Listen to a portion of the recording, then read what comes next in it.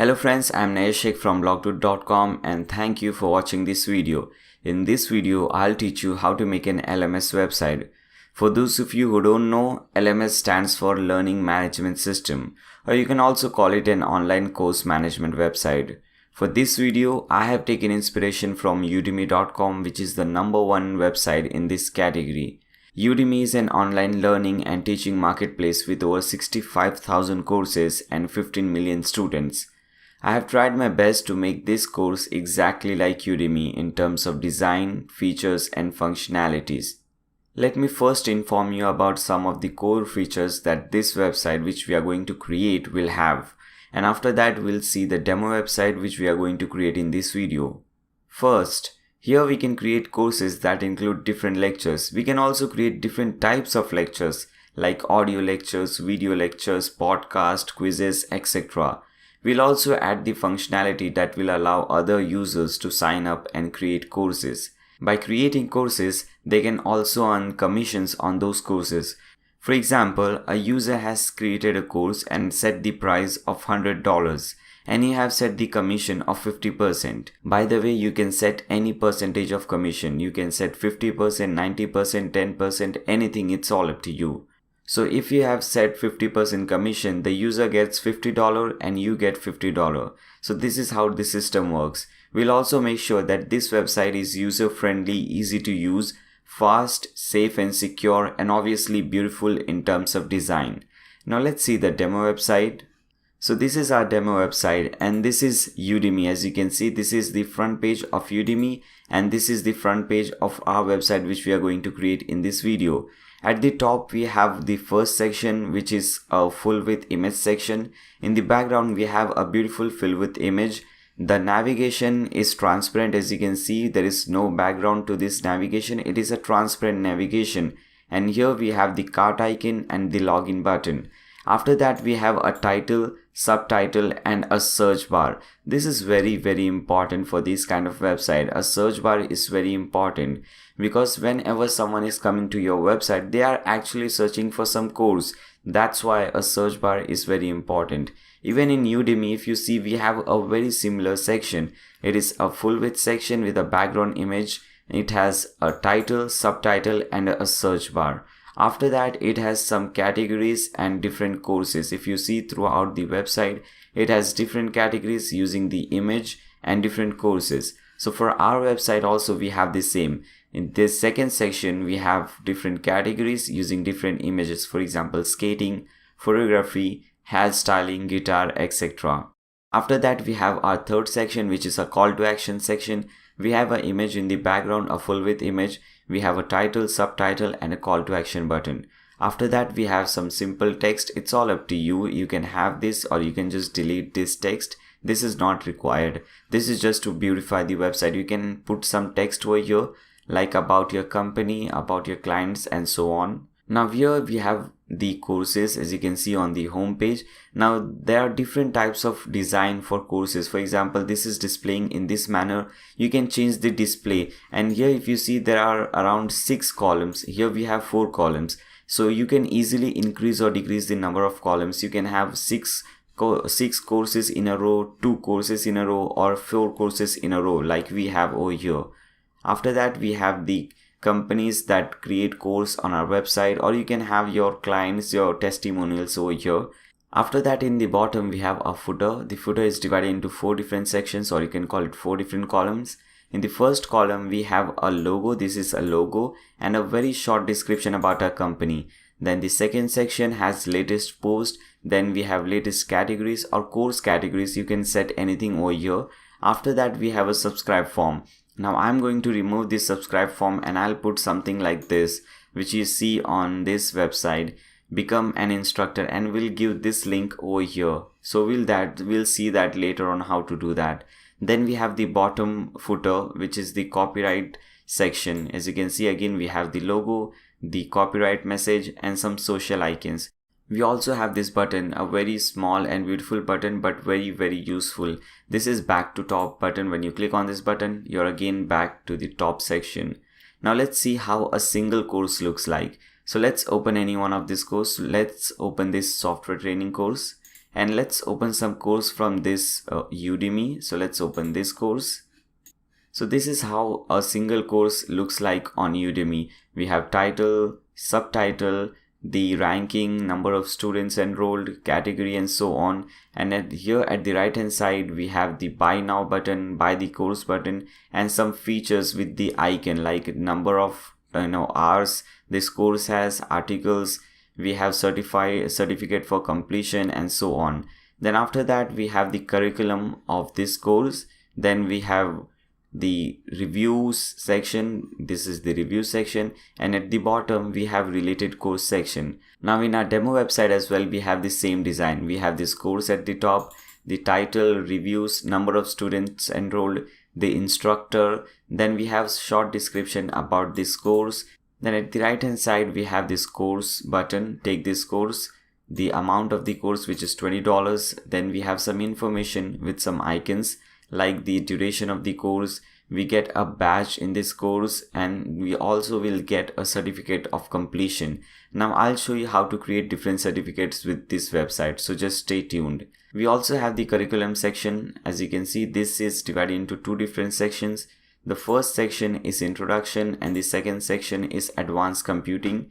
In the first section we have two different lectures, and in the second section we have three lectures. The first lecture is a demo lecture. Anyone can see this lecture and they can decide whether to purchase this course or not. And after that we have some lectures. As you can see, I'm not able to click on these lectures because they are reserved only for paid users.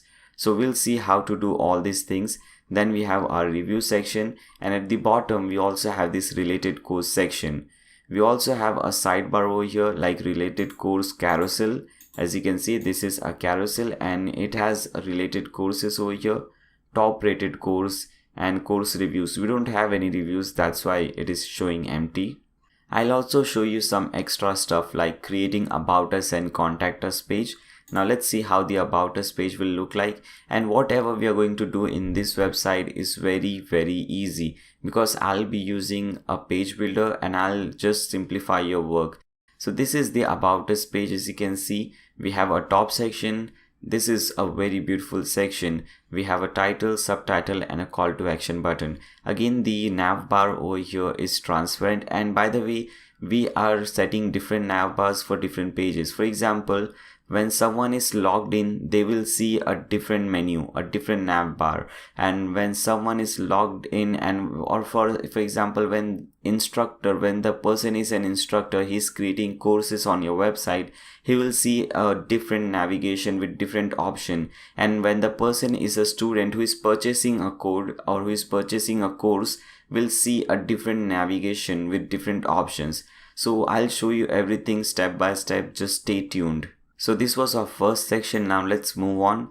This is our second section. At the left hand side we have a beautiful icon, as you can see, and at the right hand side we have some text and a call to action button. When you click on this button, if you want to become an instructor, it says become an instructor. So if you want to become an instructor, you click on this button and you will be redirected to that page. Then we have the third section, meet the instructor section. You can reach out and earn referrals and all those things. I'll also show you how to create these different things over here. Now let's see how our contact us page looks like. Click on contact us. As you can see, at the top we have a map, and again it is a transparent map. The navigation is transparent, that's why we are seeing the map throughout over here.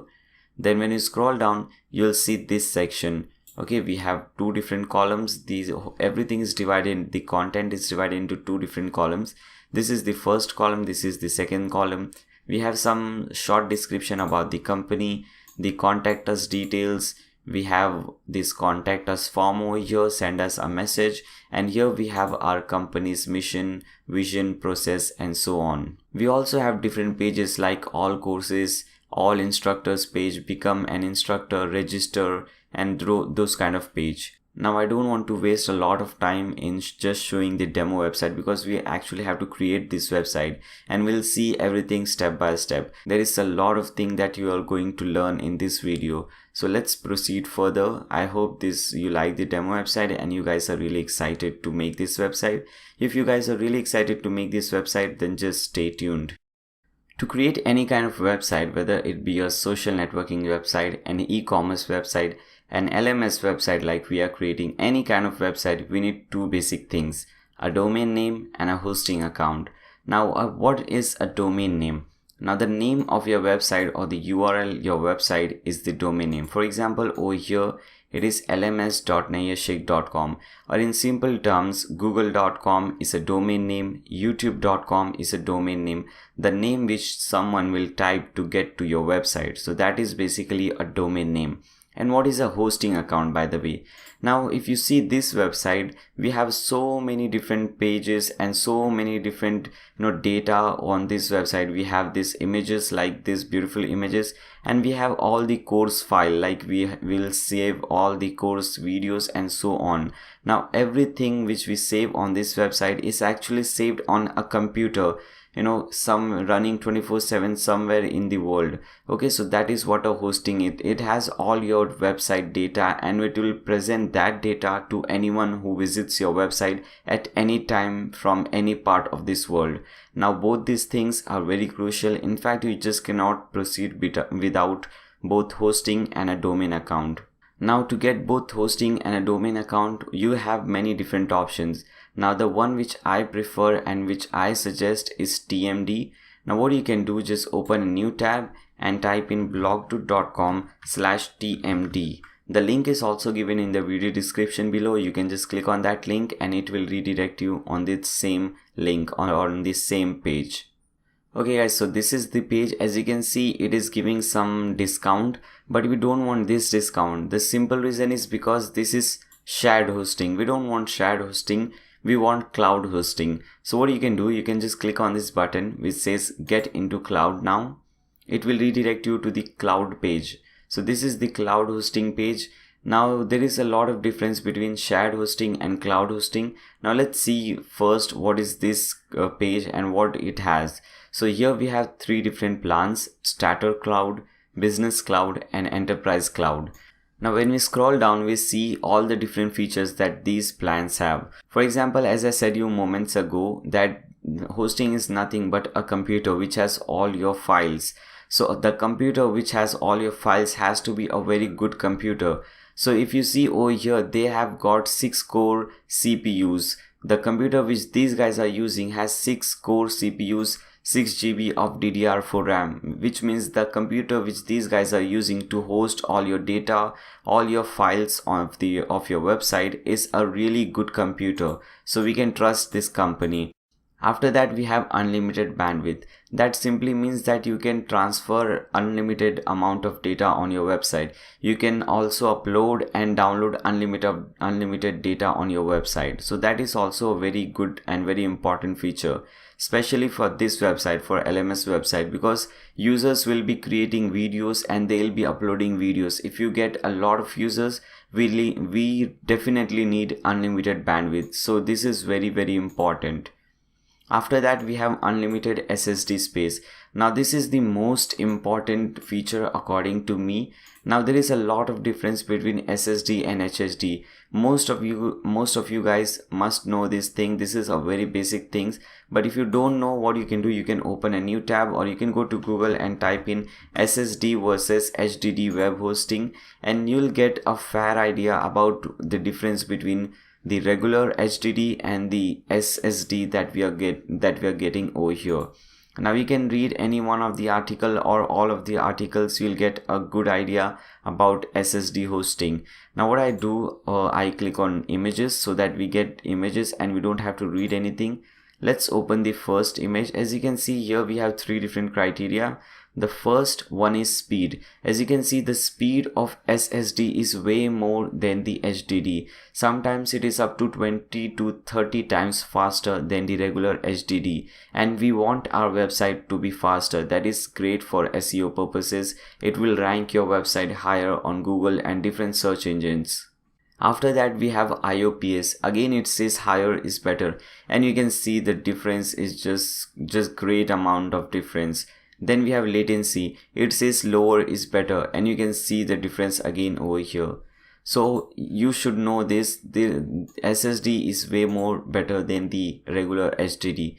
Now I hope you guys know the difference between SSD and HDD, and if you see over here, it has unlimited SSD. Now that is really crazy. Not only it has SSD but unlimited SSD space, so this is really amazing. After that we have unlimited website hosted. Now this is also a very important feature, because what is this? First let me explain you what this is. For example, we are creating this LMS website, so we will host this website on this particular hosting plan which we are purchasing right now.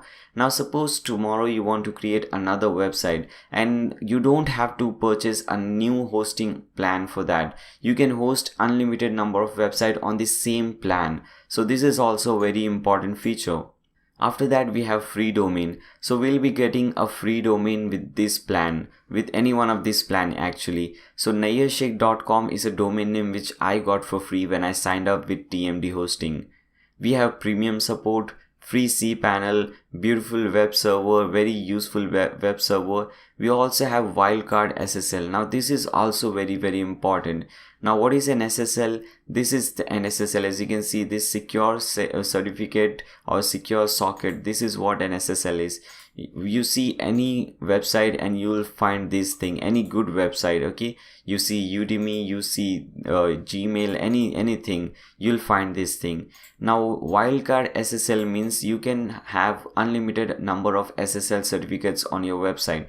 For example, if you have created 10 different websites and you have hosted all the 10 websites on the same hosting plan, you can have SSL certificates on all 10 websites. Now that is really amazing, because if you go to purchase a single SSL, it will cost you around 40 to 100 bucks. So you're saving a lot of money. After that we have optimum cache, memory cache instance of 256 MB. Performance is 3 times better than these two plans. You also get a 60-day money back guarantee. So you can decide between all these plans. I would recommend you to go either with business plan or enterprise plan. Don't select the starter cloud. There is a very simple reason behind that. Here you can host only one website. So suppose in future if you want to create another website, you will have to purchase a new hosting plan. So that is not good. So I am using the enterprise cloud, so I'll click on this button which says get started. So let's click on this. Now here you have to type in the domain name which you want for free. For example, suppose you want nayershake, obviously you won't want, but suppose you want nayershake.com, then you can just type in nayershake1 and you can select any extension. You have .com, .net, .org. If your website is country specific, you can select country specific extensions like .in for India, .uk for United Kingdoms, and so on.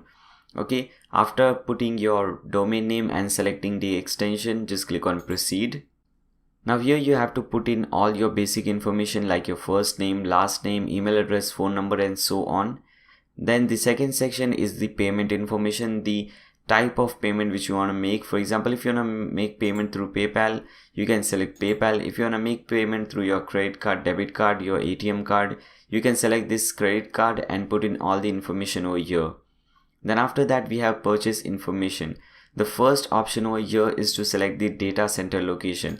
Now you have to select the one which says nearest to you. For example, for me Singapore says nearest to me or nearest to you, so I'll select Singapore.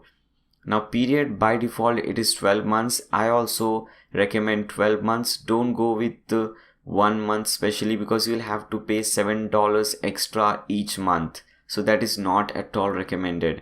Go with 12 months. Then we have domain privacy. Now if you want your mobile number and all those information to be private and not shown to anyone, then you can just tick mark this, or you can just remove this.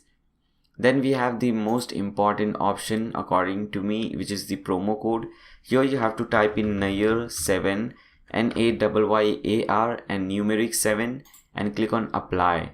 Now as you can see, when we click down apply, it says this promo code gives you 7% off this purchase, and 7% is the highest discount that TMD offers on cloud hostings. So you're getting the highest discount possible.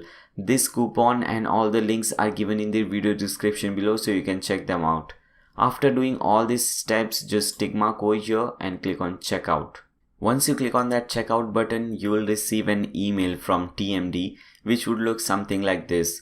Now this email is very important because it has all the important information like your FTP username, password, your server IP, name servers and so on. So make sure you save all this information. If you own multiple email addresses, then you can forward this thing to those different email addresses. Now what do you have to do? You have to click on this link which is at the bottom. The link is control panel link. Just open this link in a new tab. If you don't know your control panel link, you can just type in your website name /cpanel. Okay, for example, if your website name is nayashik.com, then you type in nayashik.com /cpanel and you will be redirected to this section. Once you come up over here, just copy the username and password from that email which you got from TMD and click on login. Okay, so this is our control panel. This is a very similar control panel. All the companies have a very similar control panel. There is a lot of options over here, but we don't have to do anything with these options. The option which we want is under Softaculous app installer because we have purchased the hosting. We have our domain name. Now it's time to install WordPress on our domain name. So we'll click on WordPress over here, which is under Softaculous app installer. Click on install now. Now from here you have to select in the domain name on which you want to install the WordPress. Here if you're creating anything for the first time, if you're creating this website for the first time, and if you're doing all this step for the first time, you will have only one domain. But I have done these things a lot of times, so I'll get a lot of options over here. So I'll select the domain on which I want to install WordPress. Select that domain. After that we have in directory option. Now make sure this box is empty. By default WP is already written over here. Just delete that and make sure this box is empty. After that you have some site settings. You can give a name and description to your website. You can change these things later on, so there is nothing to worry. Then we have a very important section which is the account section, the admin account section. Here you have to set in your username and password. Now don't do the stupidity of leaving this thing to default. For example, by default it is admin and pass. Just delete this thing. Make sure you change this thing as soon as possible. In fact, just change it now. Okay, for example, I am changing this to Nair_Sheikh and this is case sensitive. So as you can see, N is capital and S is capital, and I have this underscore between my name Nair Sheikh. Now give a password, change this password. I'll just type in my password whatever I want. Also change this email address, put in your own email address over here. So these were the most important step, the most important section, in fact, admin account section. All these three options were very important. After that, at the bottom you'll see this install button. Click on that. So WordPress is getting installed on your domain name. It will take few seconds, just don't worry. As I said it took few seconds. Now we get two different links, okay, two different URLs. The first one is your domain URL or your website URL, and the second one is your administrative URL or your dashboard URL. Okay, so let's click on the second one and let's cut all these things now. Okay guys, congratulations, we have successfully installed WordPress on our website, and as you can see, this is your dashboard. This is a really simple dashboard. I'll explain you everything, don't worry. And also if you notice, we have this SSL certificate which is really amazing. Now at the left hand side you have some options, and this is the main section. The first thing that you have to do is delete all the default things. For example, by default you will have some plugins and themes installed. We have to delete all of them. So from the left hand side you'll see this option which says plugins. Click on plugins. As I said you earlier guys, we have two different plugins which is already installed. We don't need these things now, so you can just delete it. You can just select this option. Okay, if you click on this, it will select everything, and from the bulk action click on delete or select delete and click on apply. Click on OK. So both the plugins are deleted. And for those of you guys who are new to WordPress, Plugin is nothing but a source to improve the or to add or expand the functionality of your website. For example, we are creating an LMS website. By default, WordPress is not made for LMS websites, but we can use different plugins to make our website an LMS website. Or if you want to create an e-commerce website like Amazon.com, then you can use different plugins. For example, there is a very specific plugin which is called WooCommerce. You can use WooCommerce to convert your normal website, normal WordPress website into a e-commerce website. So that is what a plugin does. It expands the functionality of your website. You can do a lot of things using different plugins. Fine. Now what you have to do after deleting all the plugins, we have to delete the extra themes. So from the left hand side again, you will see this option which says appearances. Click on that. Here, as you can see, we have 3 different themes. Now again, if you don't know what a theme is, theme in very simple term is just the design of your website. If you want to change the design of your website, you use a different theme. The better and more robust your theme is, the more better and beautiful your website will be. So we don't want to use any one of these crappy themes. We'll just delete them. So select this thing and click on delete. Again, select this theme, click on delete over here. Now if you want to see how your website is looking at present, you can hover over here. You'll get this option, visit site. Open this link in a new tab. So this is how your website should look. Now we don't want our website to look like this. We want our website to look something amazing like this. So for this we need a theme. Okay, so we'll have to install a new theme. So to get that theme, what you can do, you can open a new tab and type in blog2.com/wplms. Now this link is also given in the video description below, so you can just check that link. Okay, you can click on that link, it will redirect you to this page. Now this is the #1 LMS theme on ThemeForest. There is no doubt that this theme is the best and the most amazing theme for LMS on ThemeForest or on any other platform. I haven't found any theme better than this one. Okay, this is the most selling LMS theme. It has got more than around 17,000 sales. The rating is also very good, 4.52 rating, and more than 1200 people have rated this theme. You can see all those different features over here. We get so many pre-built designs and demos. We also get a lot of premium plugins for free. For example, we get Visual Composer, which is the most selling visual builder or the page builder for WordPress. We get Layer Slider Revolution, which is a very beautiful plugin for creating different sliders. So we get all these things. We get plugins worth $130 for free with this theme. So you can just click on this button which is over here. Let's see. You can just click on this button, add to cart or buy now, and you can purchase this theme. Now I won't do that because I have already purchased this theme. Once you purchase that theme, you'll get this zip file. Okay, so this is how your zip file should look. In fact, it will say something else. I have renamed this file. It will say something like ThemeForest 6567, something like that. So if you open this zip file, we'll have a lot of options. For example, you have your different options like demo, WPS, and all these options. Now you have to select this one, WP LMS, and you have to extract this file.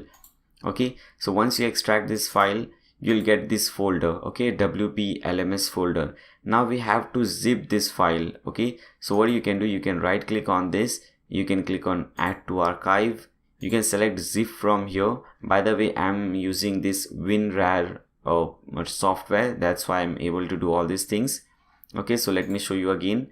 You can just right click on this folder, WP-LMS folder, click on add to archive, select zip from here and click on OK. Once you do so, you'll get a file like this. Now this is the file that we have to upload. Okay, so this is 28 MB or around 30 MB file.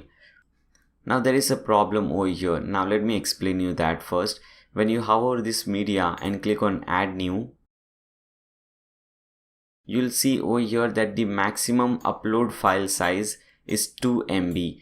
Now the file size that we need to install or we need to upload, which is the theme file, is 30 MB, and here the maximum upload file size is only 2 MB. So first we will have to increase the upload file size. Okay, now I have shown this thing. I have created a short video explaining this issue and how to resolve this.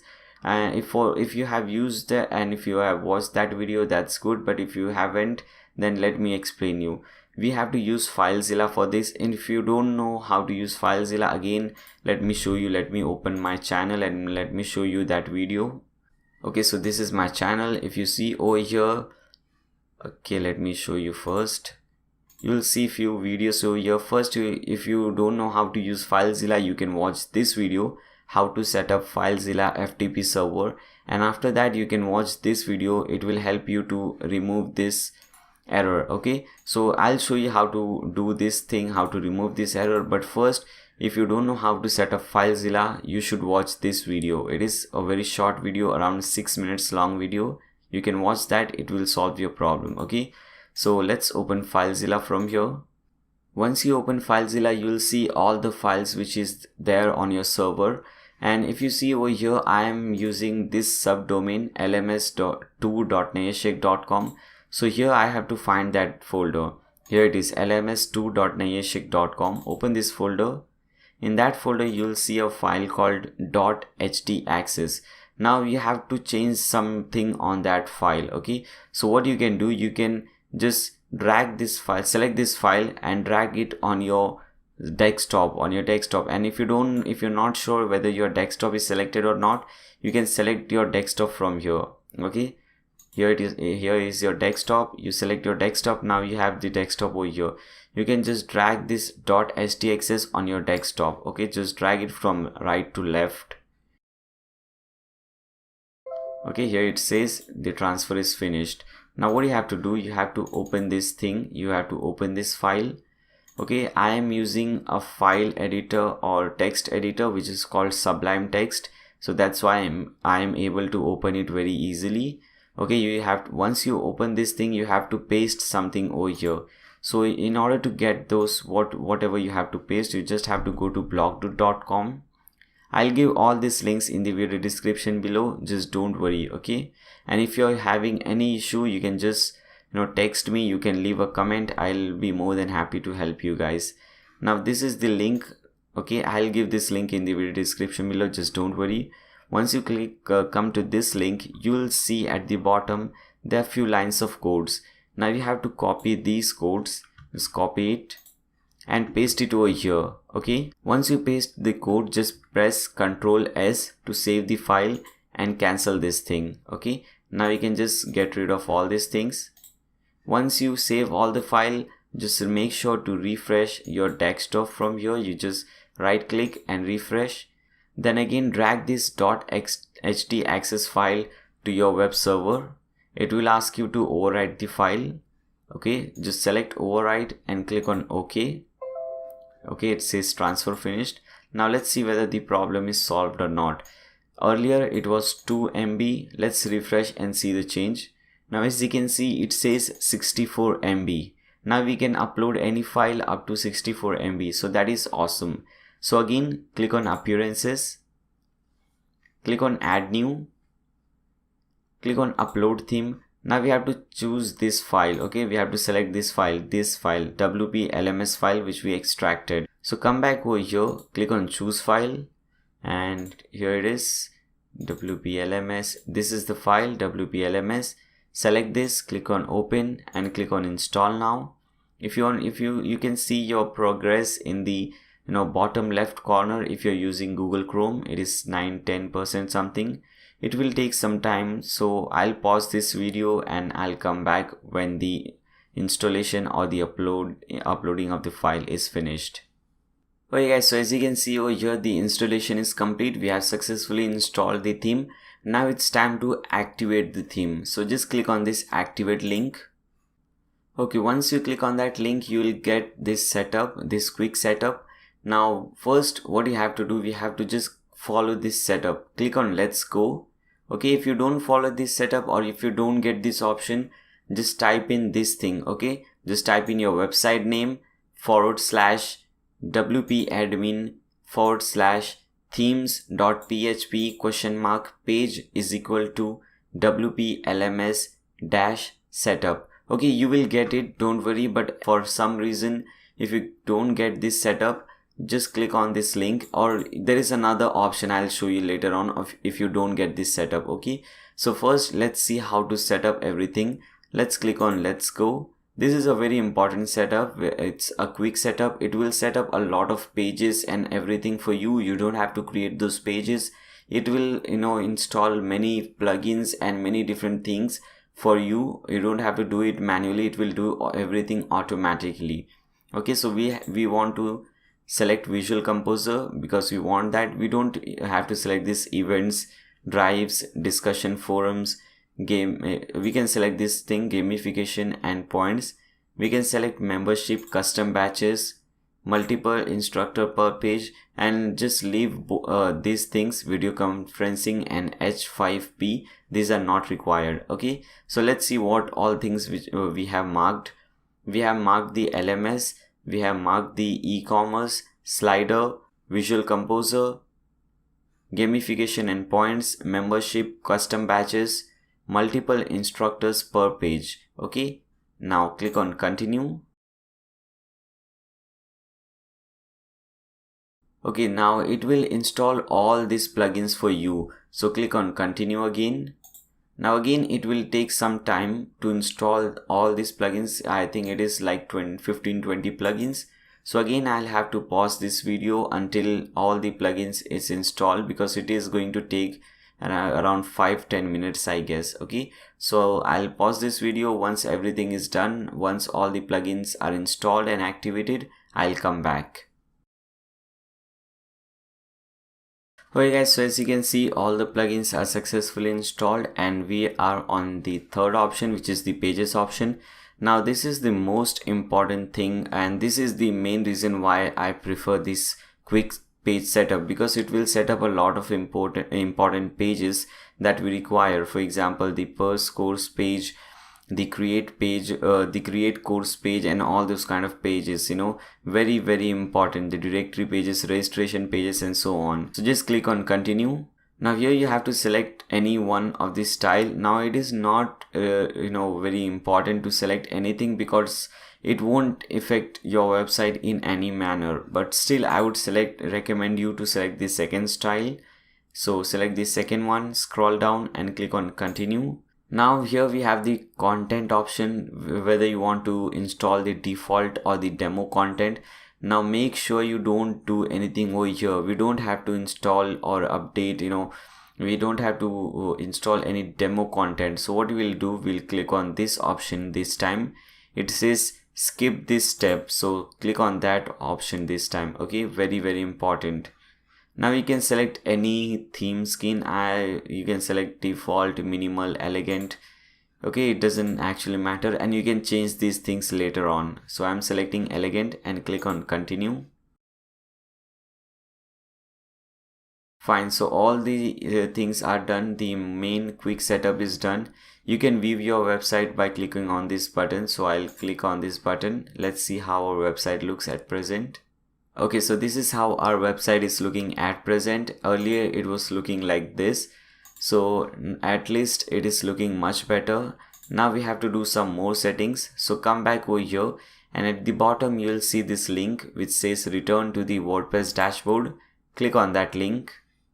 Okay, so we are back on our dashboard. Now we get a lot of messages over here. Now let's cut all those messages except few. Okay, we don't want all these things over here. Okay, cut this also. Just leave this one. Okay, the WooCommerce one, because we'll again have to set up WooCommerce. Now this was the quick setup for theme, and this will be a quick setup for WooCommerce, the main plugin that will make our website e-commerce friendly. Okay, so don't cut these things. We'll need this thing. Now let's start creating the most important thing, because the most important thing on this website is the courses itself. Okay, so the courses are the most important thing. So let's open any one of this course and let's see how to go and how to do anything further. Let's decide what to do further. Okay, so this is how a single course looks like. Okay, we have this course, we have the course description and so on, and after that we have different sections and we have different lectures over here. So what we'll do, we'll first create different lectures, then we'll create the course, and after that we'll have to create a product so that we can link the course with the product, so that we can get this option of $20, so that people can come and they can purchase that course, any course they want, and we can earn some money. Okay, so first let's start creating lectures. So come back to your dashboard. Now at the left hand side you'll see this option, the LMS option. Hover LMS and click on all units. Now as you can see over here, we don't have any lectures or any units at present. It says no pages found, so we have to create a new one. So click on add new. You can also hover here, which is at the top you have this plus new, and you can select unit from here. Okay, so it will do the same thing. Now we have to give it a title. First let's open a single lecture and see how it looks. Click on get started with marketing. Okay, so this is how a single lecture looks. Okay, we have some text, we have a video, and we also have a YouTube video link over here. So this is the title of the lecture, this is the subtitle of the lecture, and this is the thumbnail, which is not important. Okay, so first here at the top we have to put in the title. Okay, so this is the title, get started with marketing. Let's copy and let's create a very similar lecture like this. Okay, so what I'll do, I'll copy the same title and paste it over here. Now here don't think that the subtitle will come. Here the short description and all the main content will come. Okay, so for example here this is the content, what is marketing. So we can copy this thing, the content, and we can paste it over here. You can just type anything and you have all this option to make it bold, italic. If you want bulleted list, if you want more option, you can click on this button which says toggle toolbar. It will give you some more options. Okay, if you want to change the text color and so on, you can select this. After that, as you can see, we have a video. So what you can do, I'll click on add media. I'll upload a file, any video file which you want to upload, the lecture file. So what I'll do is I'll upload this file, this video, and click on open. As you can see, it is getting uploaded. It is around 6 MB. So you can upload any video file size up to 64 MB. Okay, and make sure your lectures are short, like 10-20 minutes long, so that you can create short lectures and don't make 1 hour 2 hour long lectures. Now select this thing and click on insert into page. Now as you can see, the video is embedded over here. So this will look something like this, which we have on our demo website. So we have the content, and after that again we have some text or some content. So I'll just copy it from here and paste it below this one. And after that we can put in any video link as well, like it has given a YouTube link. Now what I'll do is I'll open my YouTube channel and copy any one of the video link and paste it over here. So let's select the very latest one, or maybe the most popular one, how to make an e-commerce website. So copy this link and paste it over here. Okay, as you can see, it has all automatically converted into an embedded video. Fine. Now from the format at the right hand side, you will see this formats. Make sure standard is selected. Okay, now scroll down, you have unit description over here. Now what is this description, unit description? If you scroll at the top, you'll see this thing. Now this is what a unit description is, the short description about this lecture or tagline of this lecture. So you can paste this thing over here. Now what is this type of lecture, or what is the type of unit? So this is a video unit because we have uploaded a video file, as you can see over here. So this is a video unit. Whether you want to make this a free unit. Now basically how it works, if you see over here, let's go to the main course page so that you can understand. So this is the main course page. Okay, so what we do is generally we make one lecture as free lecture. so that anyone can watch that video and decide whether to purchase this course or not. So what we can do, we can make this thing free, but we won't repeat this for all the rest of the lectures. This is only for the introduction lecture, so that user can understand about the course. Now we have to put in the duration of the course. For example, the video which we uploaded was 10 minutes long, so I'll put 10 and I'll select minutes from here. Now leave these things, unit forum and connect assignments, just leave those, and rest everything is fine. You don't have to put any tags or featured image, it will work without that. Okay, after doing all these changes, all these things, just click on publish. Fine, so it says it is done. The first, we have successfully created our first lecture. Let's view this post, let's see how it looks.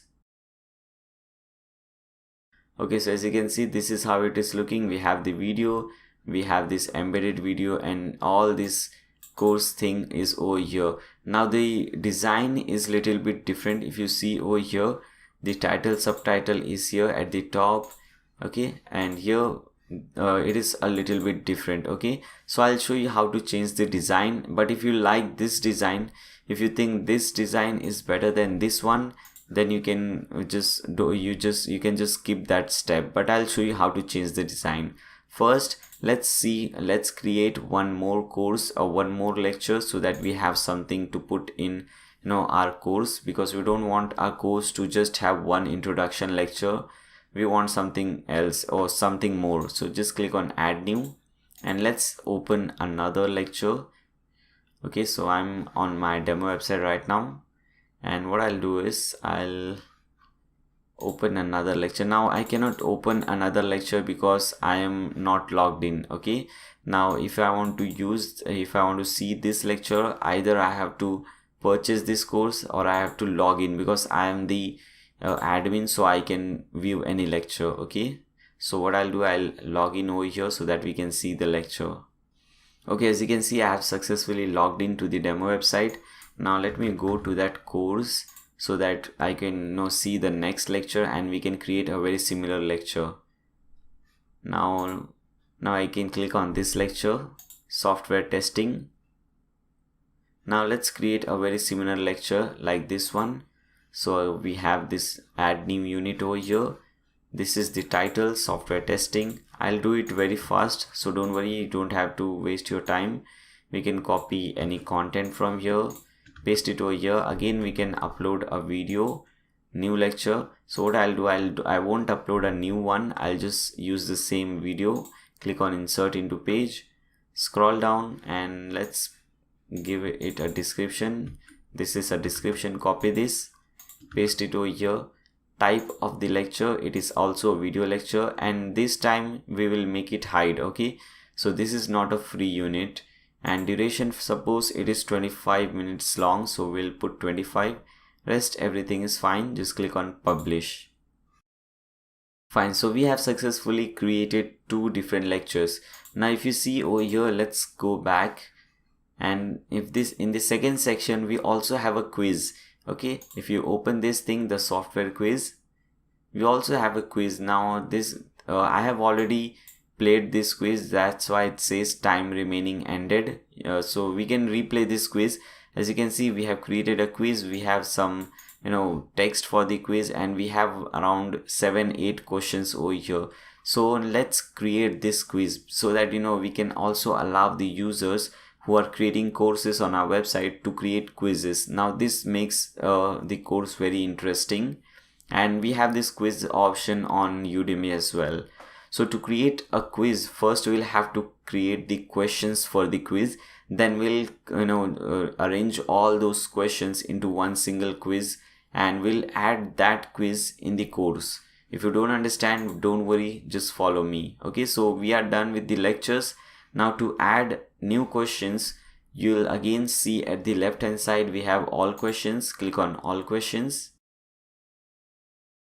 Now again, if you see, it says no pages found. We don't have anything over here. We'll have to create something new. Okay, so click on add new. Again, to add a new question, you can just hover over here and click on question. It will add a new question. Now here you have to give it a title. Okay, you don't have to put in the question over here. Okay, you just have to give it a title. For example, we are creating a course for software development or software training.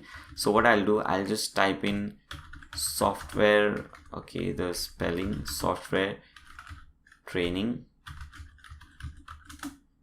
question 1 or Q1, just Q1. Okay, so this will be the title, and here you have to put in the question. Okay, for example, let's put a question, very stupid question: what is the capital of India? Fine, this has nothing to do with software training, but just for sake of tutorial purposes. Now what type of question do you want? Okay, multiple choice, short answer, fill in the blanks. So I'll select multiple choice and click on add more.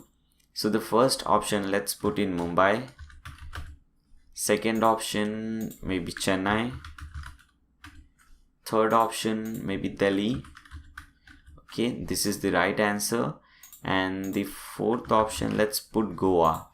Okay, so the right answer is Delhi. Delhi is the capital of India.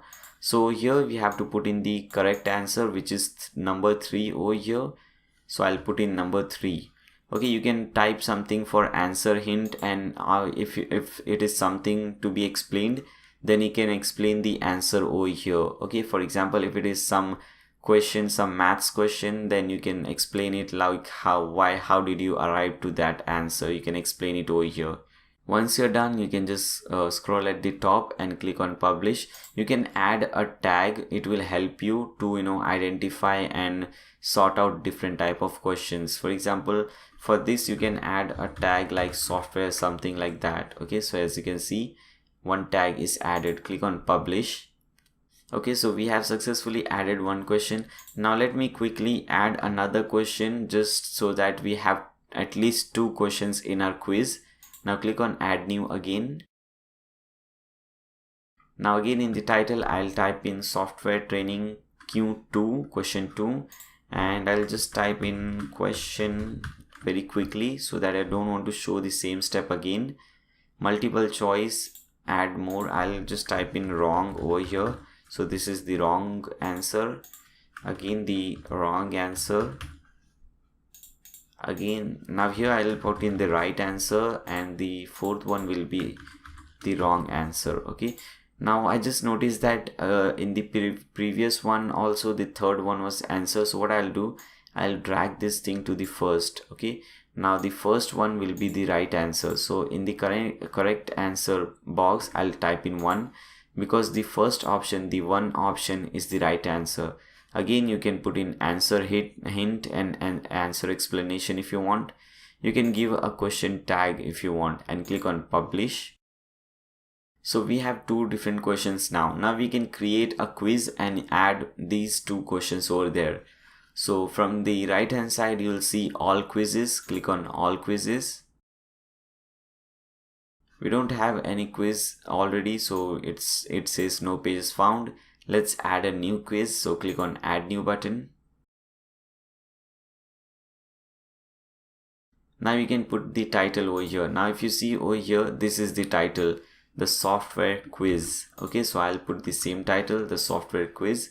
Now this is the thing which will show if whatever you type in over here in this main box, it will show up over here. For example, I have some dummy text over here: check your answers depending on how the quiz is configured, and so on. So you can type these type of things over here. What I have done is I have created a dummy file. If you let me show you, course statements. Okay, I have given a link in the video description below. If you click on that link, you can download all the images, videos, and these files, whatever I have used in the download, everything for free. Okay, so you can just go ahead and download everything for free, whatever I have used in the website, in the demo website. Okay, whether it be files, images, videos, audios, anything. For example, here as you can see, you'll also find this document in that link. Okay, everything for free. So we have something, I have already given some dummy text. You can just copy if you don't know what to put in over here, if you have not decided anything, you can copy and use these things. Okay, let me copy this one, checking your answers. Let me copy and paste it over here. Fine. Now quiz subtitle. Now this is the quiz subtitle. Here it says the final software quiz for course assessment. You can put any subtitle, just paste it over here. Connected course. Now we will not get any options because we haven't created any course. Now quiz duration. How much time do you want to give the student to solve this quiz? So let's say we want them to get 10 minutes. So we can put 10 and we can select minutes from here. Auto evaluate answer. Do you want the system to automatically evaluate and check the answers? If yes, then make sure to make these things show. Number of extra quiz retakes. How many times a user can retake the quiz? So suppose if you want the user to retake the quiz 3 times, you can put 3, or you can just put 1 or 0, whatever you want. Post quiz message. After the user has finished the quiz, what message should appear? So I have a thing for that also. As you can see, post quiz message. You can copy this thing if you want. Okay, your quiz has been submitted and is under evaluation, checking your answer, how to check your answer and so on. Now let's copy this thing. Let's paste it over here. Add check answer switch, dynamic switch quiz. You can just leave these things, and at the bottom you'll see quiz questions. Now here we have to add the questions. Click on add more button. Now select the file.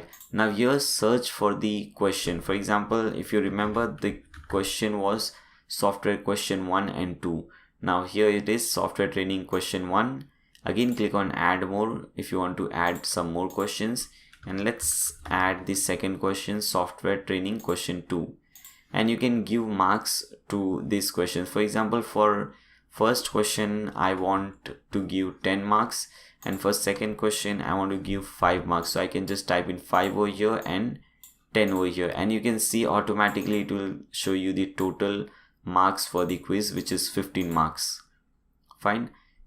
Now let's scroll up. Okay, you can select the type of the quiz. Now this will help you to distinguish different. For example, if 100 of people are creating different courses, then it will help you to distinguish and categorize different kind of quizzes. For example, you can add a new type and just add in software. Okay, so this is the quiz, or all the quizzes related to software will come under this category. Okay, so they'll select this type, software type. Now click on publish. Okay guys, so we have created 2 different lectures and 1 quiz.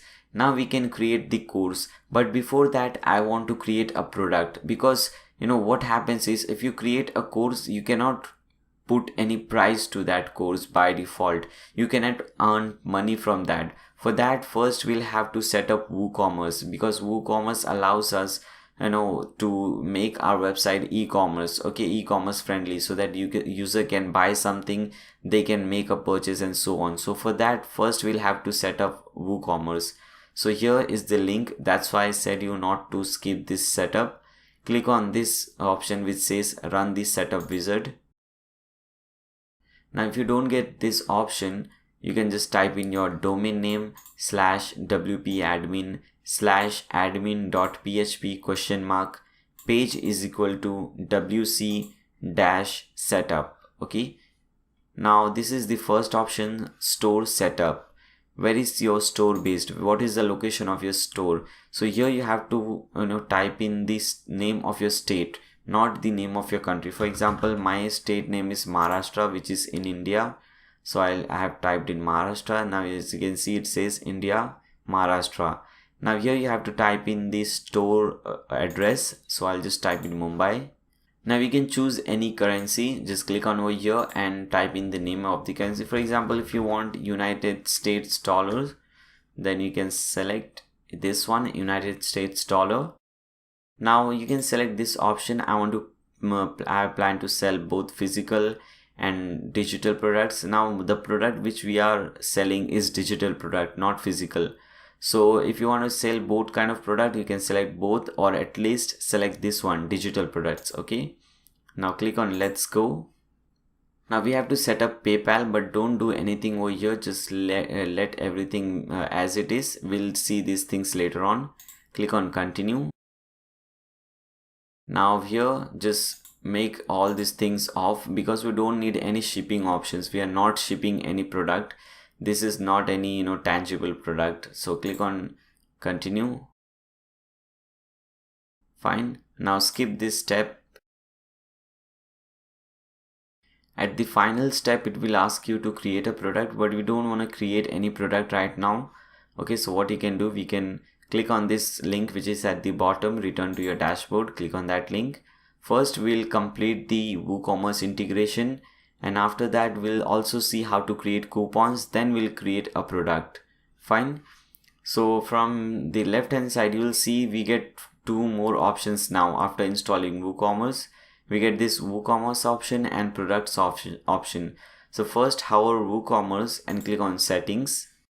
Now here you'll see all the options related to e-commerce. So your store location, your selling location, shipping location, and so on. If you want to enable taxes, you can just tick mark this one.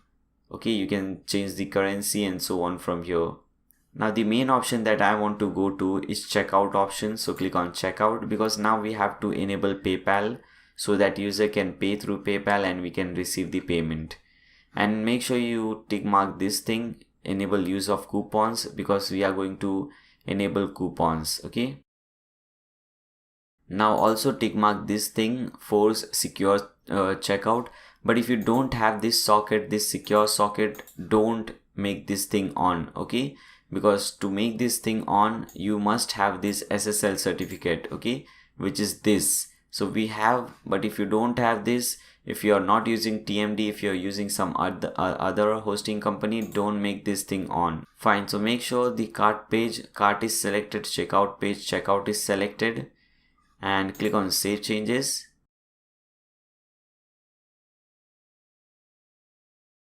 Now we have to enable PayPal. So click on PayPal, the last option from here, and tick mark enable PayPal standard and enter your PayPal email address over here. So I'm entering my PayPal email address, and you can change the title, what it should say, PayPal, and you can also change the title description. Okay, don't tick mark any of these things. Just come at the bottom, and now we have to enter the API username, password and signature. Now let me show you how you can get this. Let's cut this thing. Now go to paypal.com first of all. Now from the left hand side, you'll see something called selling preferences. Under selling tools, click on selling preferences. Fine. Now we'll get more options. Here we have API access, and besides that you have this update link. Click on that update link.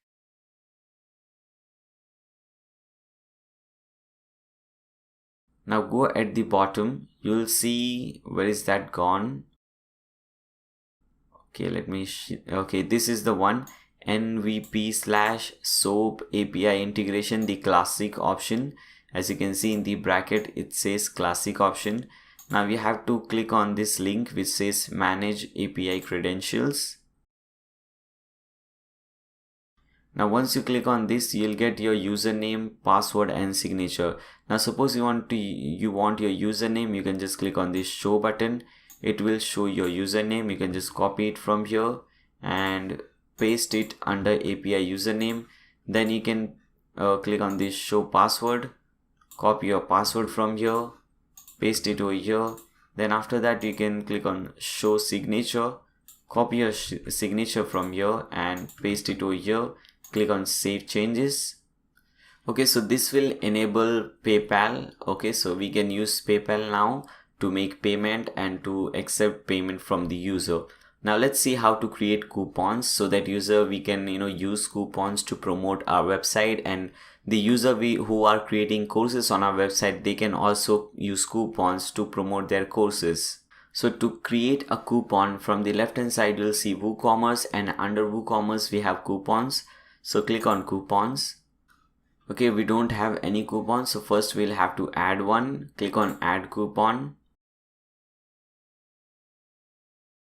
Now we can put in any coupon name. Okay, so this is the exact text that user has to type to get the discount. For example, you can type in like 10 off to give 10% off. Okay, so numeric 10 and off. Now you can put in any description, and this is optional. For example, this code gives 10% discount, something like that. Okay, 10% discount on any course.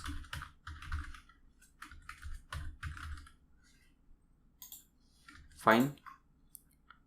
Now what kind of discount do you want to give? Okay, so you have to select the discount type: percentage discount, fixed cart discount, fixed product discount. So if you want to give a very specific price, a fixed price like $10, then you can select fixed product discount. And if you want to give a discount, a specific discount for the cart discount, now cart discount is different. For example, if the user has saved 10 different courses on the cart, and if they use this code to get a specific amount of discount or specific percentage of discount, then suppose a user has saved 10 different courses worth $100 each, so that will be around $1,000.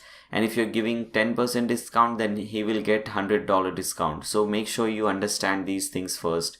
So I'm selecting the simple percentage discount, and I'm putting 10% over here because the coupon says 10 off. So basically that means it will give 10% off. You can also set an expiry date to this coupon. For example, let's select April 1st to make them April Fools. Okay, allow free shipping, not required because we are not shipping anything. Usage restrictions, very important.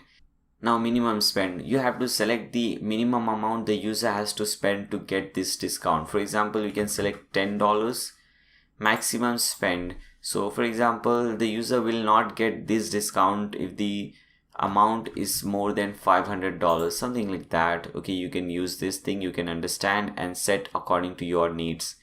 Individual use, only check this box if the coupon cannot be used in conjunction with other coupon. Very important, because you don't want user to be using 10 different coupons, one for 20% discount, one for 10% discount, and ultimately getting the product for free. So make sure this thing is tick marked. Exclude sale products, yes, we don't want to exclude sale products, because if we are giving sales, then we don't want the user to get more extra discount on those sales product. Now if you want to select only specific product for discount, you can just type in the product name and you'll select that product, and you can give discount only on those specific product. Or you can exclude specific product. You can include specific product categories or exclude categories from here. Now once you're done, click on usage limits, the last option, usage limit per coupon. Okay, so how many times the coupon can be used once it expires? For example, 100 times. Only the first 100 people who use this coupon can use it. Okay, limit usage to X items.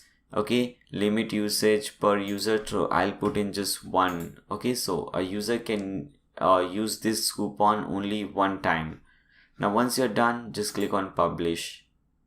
Okay, so we have also created a coupon. Now let's create a product so that we can link it with the course. So to create a product, from the left hand side you'll see these products, our products, and click on add new.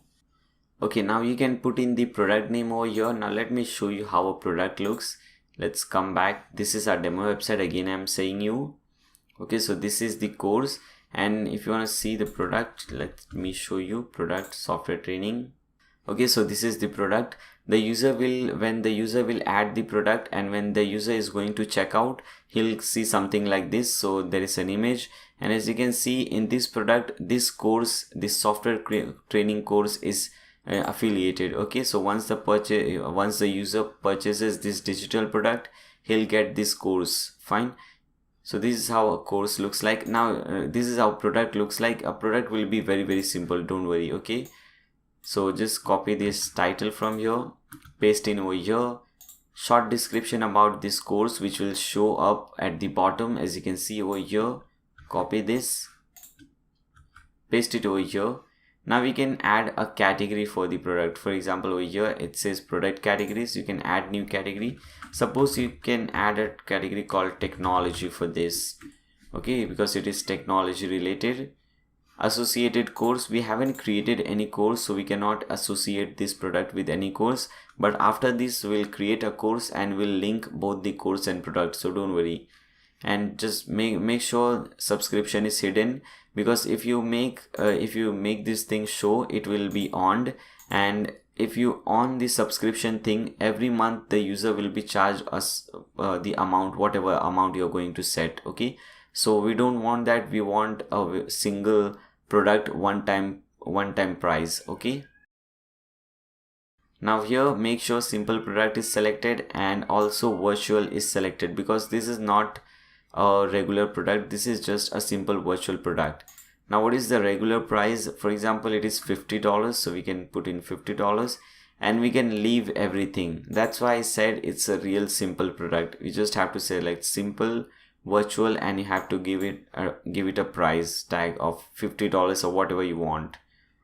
Now let's add a product image, so click on set product image. Now I already have an image, so I'll upload that. Again, this image is also given in the file. Let me first see the image. Okay, if you download the file is given in the video description below. Click on that link, you can download the file, and in that file you'll get all the images, videos, codes, CSS, whatever I have used in my website. You'll get all those things for free. So in that you'll also get this file or this folder which says images. If you use that, here it is course image. You can select this thing, click on open. Now we can set this image as the course image. Click on set product image. Fine. Now click on publish. With this we have created a product. Now only thing left before creating a course is a certificate. Okay, rest everything is done. Okay, to create all the prerequisites to create a course is done except for certificate. So let's complete that as well. Okay, so to create a certificate, you can again hover over LMS and click on certificate templates. We don't have any templates, we'll have to add a new one, so click on add new. Now you can give it any title you want. For example, you can give it like a certificate for software training, anything like that. Okay, or you can just give it a title like template 1, because a course name, student's name, everything will be automatically generated. I'll show you how. Okay, now here you have to put in the main content of the certificate. Now again, if you download the file which is given in the video description below, in that file you will get a file which is called certificate layout. If you open that, I have a very simple layout for you. You can use this layout. You can just copy everything from here and paste it over here, and now select everything, make it center align, and let's increase the size. So select the first two things. The first one is certificate awarded to, and the second one is the short code for student name. Okay, so what it says, this certificate is awarded to the student name. Now name of the student will automatically be generated instead of this short code. Okay, and if you want to get these short codes, then you can just scroll at the bottom and you'll see all those different short codes. Okay, like certificate code, certificate completion date, certificate student photo, and you can use these things to design a certificate. Fine, for the successful completion of course, and then we have the short code for certificate course. Here the name of the course will be typed. Okay, now what I'll do, I'll select the first two, and instead of paragraph I want heading 1. So I want the first two things to be very big. Then after that I have these two things. Now I'll select these and I'll select heading 2. Then marks, I'll select heading 3. Let me select that, heading 3. and after that we have the certificate code. So this can be paragraph, simple paragraph, that is fine. Now what I want to do is I want to add the logo at the top. Okay, maybe the university logo or some logo. So what you can do is you can click on add media and you can upload the logo. Click on upload file. Now what I'll do, if you see on the demo website, on the home page, we have a lot of logos which we have used. We can use any one of them. If you see at the bottom, as you can see, we have a lot of logos over here. Let's use any one of these. Click on select files. Okay, let's upload any one of these. Let's select this one. Click on open. Click on insert into post. Now as you can see, we have this thing over here and everything is center aligned. Now at the bottom you have background image. If you want to give a background image or pattern, you can select that image. Make sure this thing is on. This thing is set to show. Enable print and PDF, very important. Now we can give a certificate width. If you want the certificate height and width to be very specific, you can select that. I'm using 750 by 750. Okay, you can use any size. You can give a custom class and custom CSS to design this certificate in a much better way. Okay, if you want, you can do that. Now once you're done, click on publish. With this, we have also completed and created a beautiful certificate, a very simple and beautiful certificate. Now we can easily create our course. So let's do that. Let's do the most important thing of creating a course. So again, under LMS, click on all courses, and we won't have any course. It will be empty. As I said it's all empty. We don't have any course. We'll have to create a new one. So click on add new. Now again, let's open that course and let's create a very similar course. As you can see over here, the title is software training. We can copy this title. We can paste it over here. After that, we have this thing. Okay, this is something about the course. Okay, the content of the course, not the content, but short description or about the course, what you will learn in this course, what are the features of the course, and so on. You can type everything over here. Then we have the course setting sidebar. You can select any sidebar. Okay, total duration of course. For example, the course is total of maybe 8 hours. Then you can put in 8, and parameter, you can select hours. Total number of students in course. Okay, so you can just leave this thing to 0, or if suppose 10 students have already taken this course, you can put 10 over here. And after that, just leave all these things. Just don't make any one of these on. Okay, but there are some options that you might consider making on, like show unit content in curriculum. Okay, this is basically for offline course. If you want to make this course offline, you can do so. Hide course button after subscription. Display course progress on homepage. You can make this thing on. Time-based course progress. You can make this thing on as well. It's all up to you. Okay, auto evaluation. If you want to make auto evaluation, you can make this thing on. Post course review from course home. You can make this thing on as well. Now course start date, you can set the today's date, whatever date you have on that day. Maximum students allowed in course. So you can set a maximum students if you want. I don't think you would recommend that. Then we have excellence badge. You can select any badge image. So you'll have this image by default on your computer, on your website. Select this image, click on select. So this is the excellent badge image. And now what is the percentage required for this badge? For example, anyone getting at least 75 or above percentage will get this badge. Okay, and you can give a title to this badge. For example, this is related to software, then we can give a title like software champ, something like that. Okay, completion certificate. Do you want to give certificates on completion? Yes. Now we have to select the template, and we have recently created a template and we have named it template 1. So we can select that one. It is searching. Here it is, template 1. Select this one.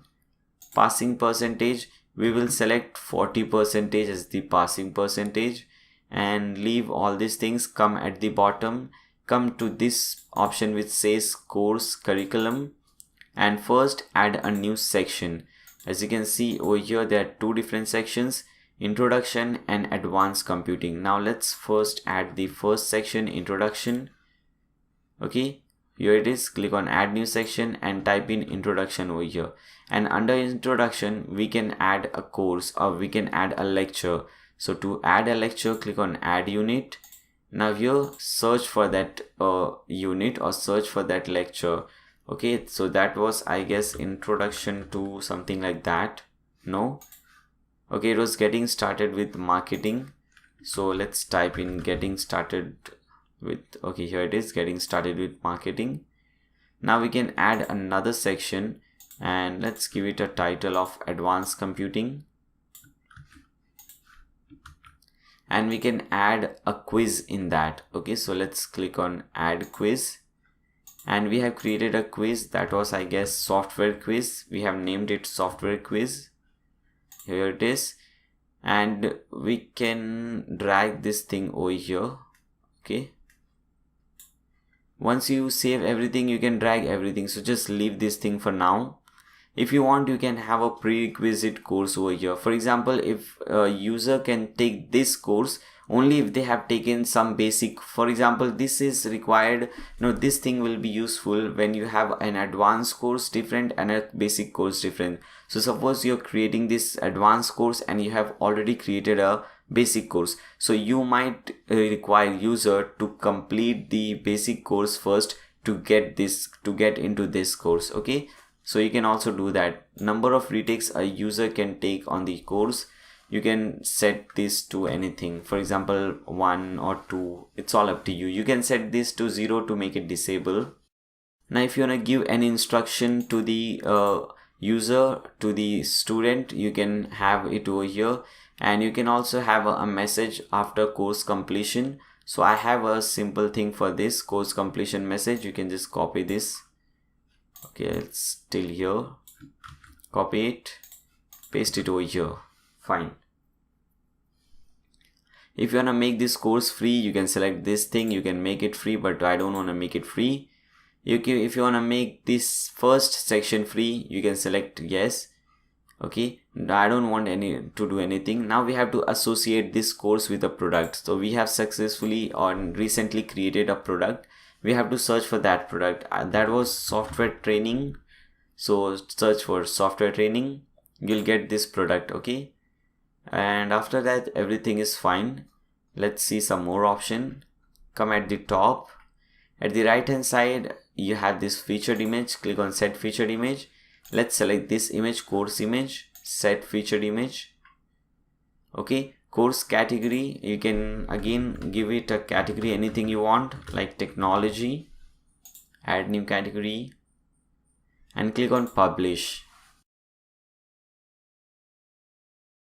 Okay guys, so with this we have created our first course. Let's see how it looks. Let's view this post, view this course in a new tab. Open this link in a new tab.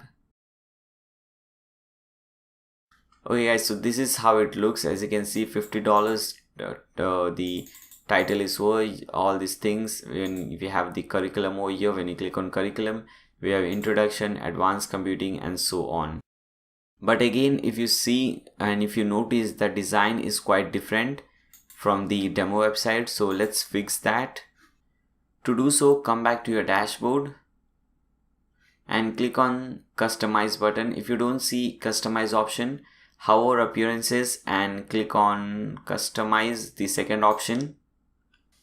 Now here we have to change the header style. Okay, as you can see, the header style over here is different.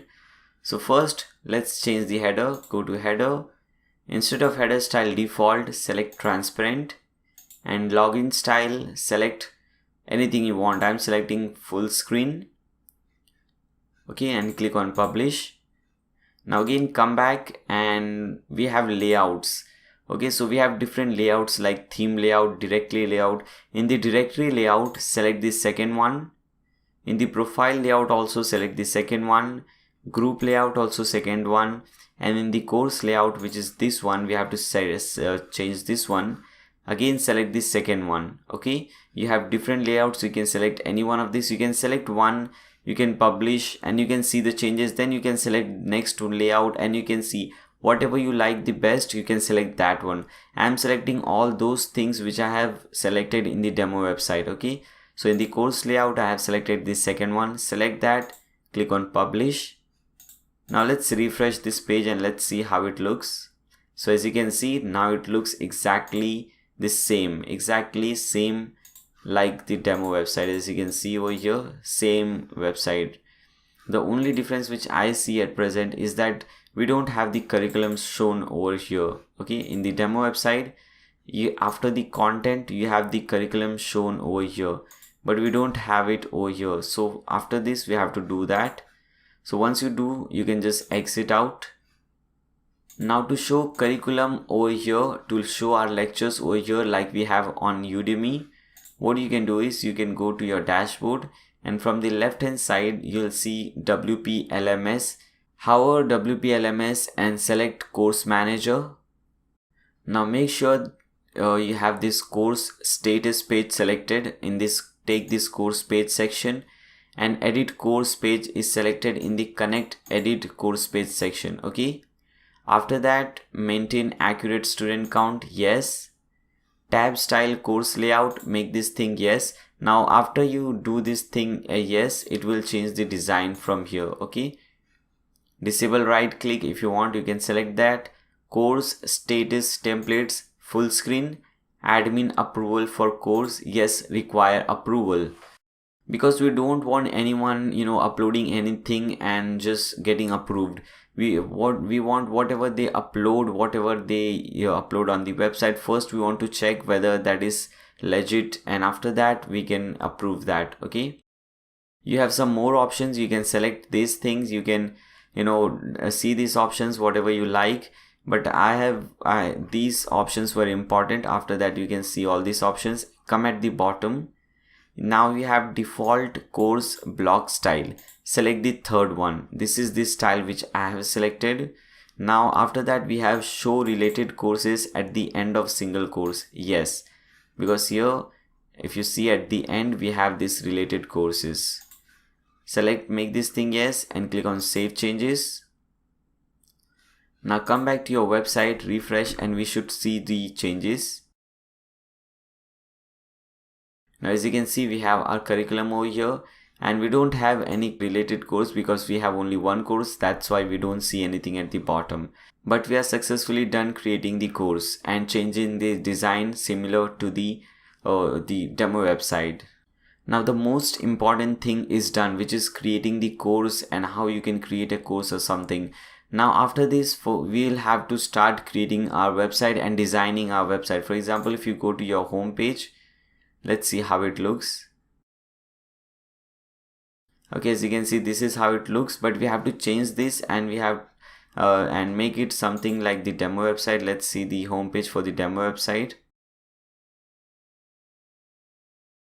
Okay, we have to make it something amazing like this. So let's start doing this, but before this I need some rest, but don't worry, you guys won't be disappointed because you'll see a continue video. Okay, I need some rest, after that I'll continue. Welcome back guys. Now let's start creating the home page.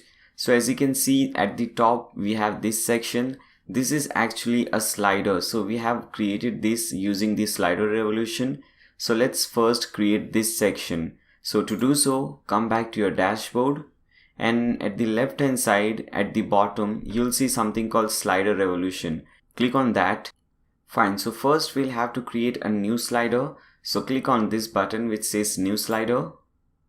Okay, so as you can see, the first, it is content source. So you can select different type of slider. I would recommend you, in fact you have to select this one, the first one, which is default slider. The second one is just to give a title, so we can give it any title. For example, let's name it slider 1. Okay, here also slider 1. Fine. After that we have to select the type of slider, standard slider, hero scene, or carousel. So this is a standard slider which we have created over here. So we'll select standard slider from here. Then we have the layout. So this is not the auto layout, it is a full width layout. As you can see, this is a full width slider. After that, we have to select the dimension. Now as you can see, it is not a very big slider in terms of height. Okay, as you can see, the height is not full width, it is not till the bottom, it is just till over here. So we'll have to decrease the height. The default height is 868. Let's make it 600. Okay, as you can see, now it fits better. Now this is the height for laptop. So if you want, you can have this the height, or if you want to change, you can just make this on, and let's change this to 500. Then this is the height for tablet. You just have to change the height, not this width. Width will be automatic. Okay, now let's make it 400, and for mobile, let's make it 300. Okay, so this is looking much better. Rest everything is fine. This is the only setting that we have to do. Just click on save setting over here. Okay, once you do so, you will get this page where we have to edit the slider. So let's start editing it. First, you will see there is an image in the background. So let's add that image. So we'll have to add a background image. So at the top in the main background section, select the first one and click on media library to upload a file. Click on upload files, select files, and let's select this file. Okay, so you can download all these images for free. There is a link given in the video description below. You can click on that link and you can download everything, all the files that I have used in the demo website. So you should see something like this. Now there is a folder called slider. Open that folder and you'll find this image over here, main banner. Select this image, click on open. Okay, so now click on insert. Now you should see something like this. Now we have a background image. Now we have to add some text on that image. So let's do that. Now hover this or click on this add layer. After that, you have to select the type of layer. So we want to add a text. So select text and just enter the title. For example, here it is looking for something. So let's type that. Now we have to adjust the size and all those things. First thing that we have to do is adjust the font. So font that I have used over here is Railway. So here you can select any font you want. So I'll click on over here and I'll type in Railway, RALEWAY. This is the font. Okay, this font is loading. Now as you can see, the font is changed. Now we can also change the font size, line height, font width, and all these things. So let's select the font size of 50 pixels and line height also of 50 pixels, and we'll make it bolder. So we'll select the font weight of 800. Okay, so it is 50 pixels height, 50 pixels size, and 800 for font weight. So this is looking awesome. Okay, you can place it anywhere you want by using your cursor. If you want this thing to stay in the middle, then you can click on this button, align center, and it will stay at the center. This is very useful. Now let's see what we have next. Again, we have some simple text over here. It is quite smaller, but we'll use the same technique. It says using WordPress powered search. So let's add that. Again, click on add layer, text or HTML, and let's type that. It says using WordPress powered search. So here it is. Here is our text. Let's put it over here. Let's make it center align first. Now we'll have to change some setting. First, we want the same font, which is Railway. So I'll search for Railway over here. Now if you see over here, this font is quite smaller. The weight is also quite less and it has some gap. Okay, font gap between the text. So let's add that. Let's decrease the size to 13 pixels and let's keep the line height to maybe 20 pixels and also decrease or maybe increase the font weight to 500. Now this looks really weird, so we'll have to add some spacing between the letters. So here you'll see letter spacing. Now here just put in 5 pixels. Okay, now this looks much better. Now you can adjust this text anywhere you want, and just to make it center, click on this button. Now this will stay in the center of this slider. Now it's time to add this form. So again, come back over here and we'll use the same layer, text or HTML, because it says you can use text and you can also use HTML. So select that, and instead of this we have to paste in some code over here. So if you see the file which you get in the video description below, you will see a file which says CSS. When you open this file, it will look something like this. So first you'll have to copy this code, okay, the first line of code, copy till the end. Okay, now come back over here and paste in the code over here. Okay, so you'll get this form like this. Now you have to place it anywhere you want. For example, let's keep everything a bit down and let's make everything center line. So select this, click on that, select this one, click on this. Fine, so this is looking better. Now after doing this, first let's save the settings so that you don't miss any settings. So we are done creating the main thing. Now it's time to add some animation and add some animation timing. So if you see over here, there is some timing. For example, first the background comes, then after 1 second this title comes. You know what I'm talking about. You know, you have animation, first this title comes, then this thing comes, and it has some animation like fade or scroll or something like that. Okay, so let's do that. First we'll set the timing. So first, what do you want to come? So first we want this title to come. Okay, now we have to decide the timing. Here it is the title one at the bottom. So what I'll do, I'll select this and click on this edit button, and frame start. When do you want this frame to start? So I want this frame to start at 1 second. So I'll type in 1000 milliseconds. And what should be the duration of the animation? So I want the duration to be 1.5 seconds. So I'll type in 1500 milliseconds and I'll click on this tick mark button. Now after that, when it ends, what should be the animation? So again, the timing you can decide. You can again hover here and click on this edit button. Okay, now duration you can select 1 second, so 1000 milliseconds. Now the second thing, which is this one, using WordPress powered search. Now we have to select this and we have to decide the timing. So again, I'll hover over here and click on this edit button.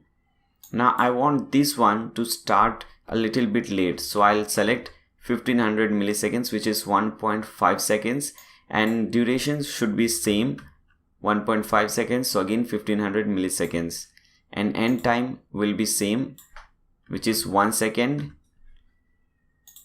Now if you are not able to see properly, I would suggest you to watch this video in full HD, because I always upload my videos in 1080p. So I would recommend you to watch this video in 1080p and full screen so that you can see all the details.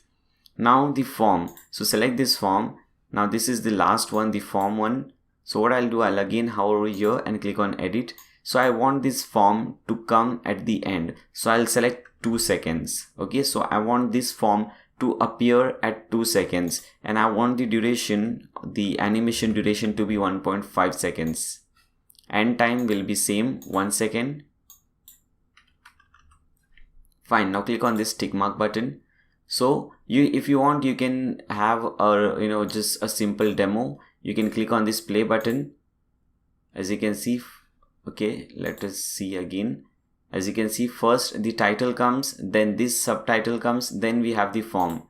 Let's again see. Okay, first the title, the subtitle, and this one comes. Okay, so this is working. Now we can change the animation. If you want, you can see it again. Okay, title, subtitle, then the form. Fine. Now we have to change the animation. By default, everything is applied to fade. You can change the animation. So suppose you want to change the animation for this title, you can select this title, and here at the top you'll see animation. Click on animation. As I said, by default fade in is selected. Now you can change this.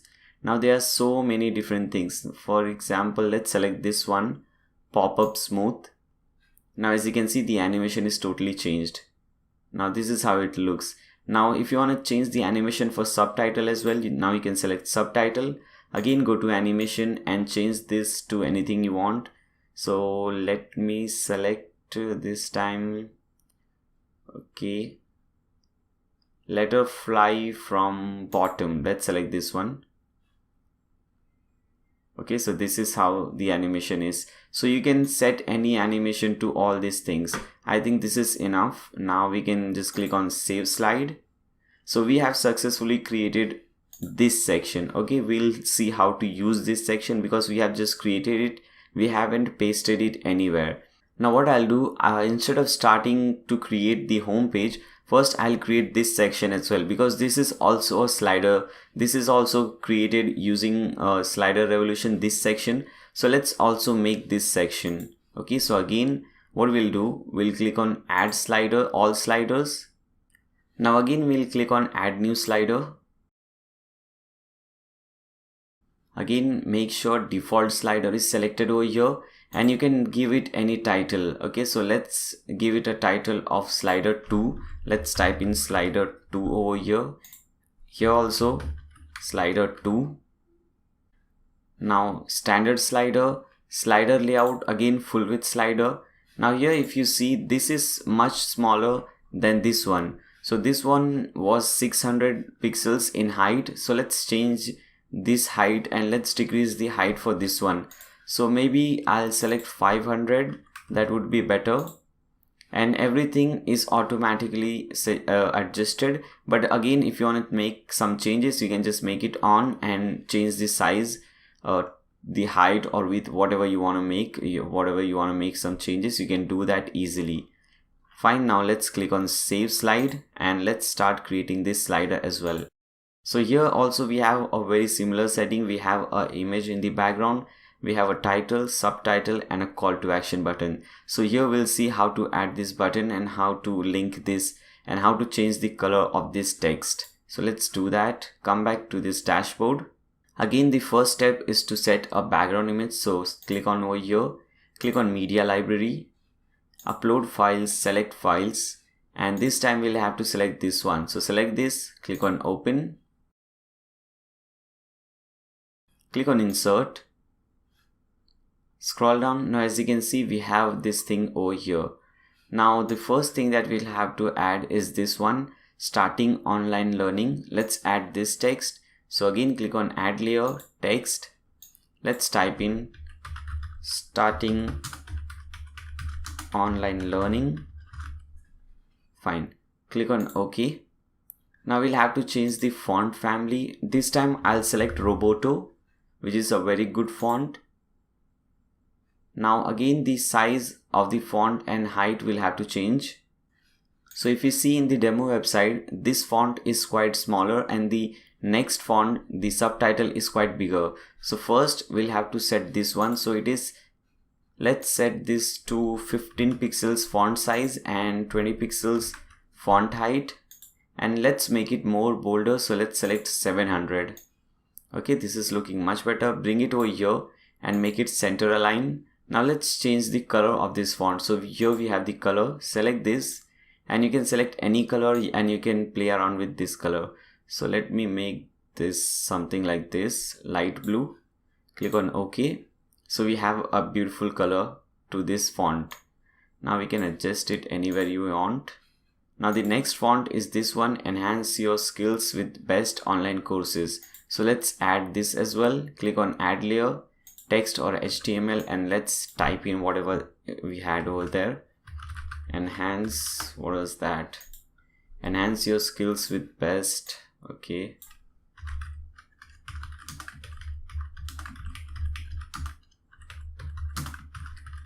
Okay, so I'll keep only this much, because here if you see online courses is written on another line. So we'll see how to do that. First we will type only this section and we'll click on OK. Now again let's change the font family, and this time we'll select Roboto Slab. Okay, this is another font. This is not Roboto, this is Roboto Slab. So select that one and let's increase this font height to maybe 50 pixels and this to 55 pixels. Okay, and it is fine, 400 is fine. Let's bring it over here. Okay, if you want you can change this color to black or anything you want. Okay, let's see. Okay, you can change this to black or you can change this to yellow. Whatever color you like, you can change that to that color. Fine. So we have this thing over here. Let's make it center align as well. So click on this one. Now after that we have this beautiful call to action button. Let's add that. So for that, I'll again click on add layer, and this time I'll select button. Now if you see over here, the background color is transparent. Okay, we have a transparent background color, the text color is white, and we have a very thin border, white color border. So let's do that. First, the background color is transparent, so if you want to make this transparent, just decrease the opacity to 0. Okay, you can either do like this, or you can just set this opacity over here to 0%. Okay, both the way will do. Once you do so, click on OK. Now you can see the this demo over here. This is how it will look. Now the color is white, which is fine. After that, we have border. Yes, we have a border, but the border color is white. As you can see here, the border color is white. And okay, let's make it yes. And let's select a border width. So let's select 1 pixel over here. Fine. Now hover state. What should happen when we hover here? So as you can see, when we hover this button, the background color becomes white and the color of the text becomes black. So let's do that. So background color white. Okay. Color of the text black. Okay. And we don't have any border as such, so that's fine. And the text over here is all courses. So let's add this text. Click on this text and let's type all courses. Fine. Okay, once you do so, you can select any button from here. So I think this is the perfect button. So click on this button. Now you'll have this button over here. Now as you can see, this is exactly the same. We have white color, white background. When we hover this, it becomes white color, and the background becomes white and the color becomes black. Now again, you can set the timing in the same way. Suppose you want to set the timing for this one, you can select this. You can edit it from here. Suppose you want to start it at 1 second, so we'll type in 1000 milliseconds. And the duration, how long the animation should go on. So I'll select 1.5 seconds, so I'll type in 1500 milliseconds. Click on OK. Now for this one, this text, I'll select this, click on edit, and this time I'll select all the same. Okay, so let's do it same. Then the button, fine. I want this button to come a bit late, so I'll select 1500 instead of 1000, and duration will be same, 1500. Okay, now let's see a quick demo. As you can see over here, this is how it looks. If you want to change any animation, you can click on that thing, go to animation, and you can change the animation to anything you want. For example, slide from right. So as you can see, now it is sliding from right. So you can change the animation, you can change everything. This is really easy. Once you are doing all these settings, just go at the top and click on save slide. Okay guys, so with this we have completed both the slides. Now we can use them on our home page. So first we'll have to create one page and name it home page, because we haven't created any page yet. So from the left hand side, you'll see something called pages. Click on pages, or you can hover on pages and click on add new. Fine, now we can give it any title. So what I'll do, I'll type in home page. Okay, let's give it a title of home page. And let's click on publish. Okay, so we are publishing this page. Now let's see how this page looks like. So you have this view page link over here. You can open this link in a new tab. Okay, so this is how it is looking, very simple. Now if you see, there is one problem over here. We have this thing which says our website name / homepage, but we don't want it like this. In the demo website, as you can see, it does not say / homepage. It is just the website name. Okay, so we'll have to remove this. Now let me show you how to do that. This is basically because, you know, we have created a simple page and we have named it homepage. So we have just named it homepage, like we can name it anything, but we have not set this page as our homepage. So let's do that. So come back to your dashboard. At the left hand side, you'll see something called settings. Hover settings and click on general. Okay, so this is not under general settings. It is, I think, under reading. So under settings, you will click on reading. And here it is. By default, it is set to your latest post. Now we'll have to select a static page because we want a custom page to be set as the home page. Now under home page, here it is under home page, select this and select the page which we have just created. Here it is, home page. Okay, now you can just click on save changes. Now come back to this page and let's refresh, and this thing should be gone, but we still should be on this page. Okay, let's see, let's refresh this page. Okay, so that thing is gone, but we are still on our home page.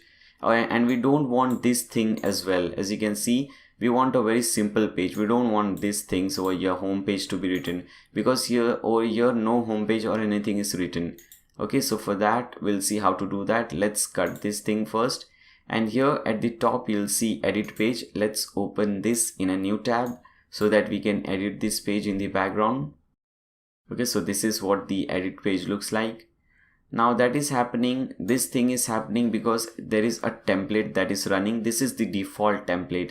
Now we want a template which is called no title, because we don't want to show the title on this page. So come back over here, and at the right hand side you'll see something called page attributes. Under that there is something called template. Under template you'll see different kind of templates. Now the one which we have to select is no title. So select this one and click on update. Come back to your website, let's refresh and see the changes. Now as you can see, everything is blank. Now we can easily create whatever we want to do. Okay, so come back over here. Now there is a very beautiful way of creating website nowadays, that is called page builder. So we are using a page builder called Visual Builder. It is automatically installed on your website, so you don't have to do anything. It is a premium plugin, but you're getting it for free with this theme. Okay, so to use that page builder, you'll have to click on this button which says backend editor. Okay, so once you click on this, you'll get some options. You can just minimize this page settings, just click on over here, and here is this section where we have to do everything. Okay, we have to add everything. So first we want to add this thing, this slider which we created recently. So to do so, click on add element. Now that was slider revolution. So here we can search for something for slider revolution, and here it is, revolution slider. Click on this. Now we have to select this slider. So we have created two. Now we have to select the first one, that was slider 1. Click on save changes. Now click on update. Come back to your website and let's refresh this page and let's see what happens. Okay guys, so as you can see, this is how it is. Now it is almost good, but we are missing few things over here. First, this thing is not working properly. This search bar is working, but it is not looking good, and that is because we did not put any custom CSS. Now you don't have to type any CSS. I have everything ready for you. And the second thing, as you can see, we have some gap at the top. Now we'll have to remove that gap. So let's do both the things. First, let's remove the gap. So to remove the gap, what you have to do, you have to click on this pencil icon, which is the edit row. Click on that. Now go to design options. Now here we have to remove some margin. You can add some margin, you can add some padding. Now if you don't know what is a margin, what is a padding, don't worry, we'll see that things later on. First, we'll have to add some margin. In fact, we'll have to remove some margin. So if you want to add some gap at the top, we add something like 100 pixels, 150 pixels, 10 pixels. But here we don't have to add it. We have to remove this space. So to remove it, we just add a minus sign. So instead of 100 pixels, we'll type in minus 100 pixels. And here I'll type in minus 150. Okay, so the top margin here, as you can see, in the top margin I have typed in minus 150, and let's click on save changes, click on update. Let's come back to this page and refresh. Now as you can see, that problem is successfully solved. Now we have a very beautiful page. Now let's solve this problem. So again, come back to your dashboard. Now scroll down and again click on slider revolution. Here it is. Now in that file which I just showed you, from where you copied this code, and below that code there is something called code for styling. Now under that code for styling, select everything that is under it and copy it from here. Now select this one, the first slider that we created. Click on this pencil button. Okay, you'll see your slider over here. Now click on slider settings and go at the bottom. Okay, first click on slider settings from here. Now go at the bottom. Okay, here we have custom CSS. Now you have to paste everything over here.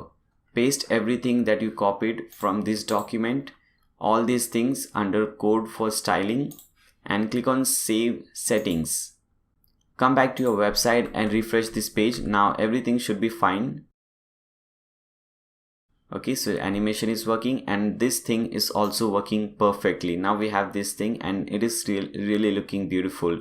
So the first section is complete. Now we can get rid of this page. Now again click on open this edit page link in a new tab. Now again come back to your dashboard, and now it's time to create this section, the second section. So let's do that. Come back over here and click on this plus button. It will add a new element. Click on add element, and first at the top we have some simple text. So there are two ways of adding text. First we'll see one by one. First we'll see the first way, and next time when something like this comes, we'll see the second way of adding text.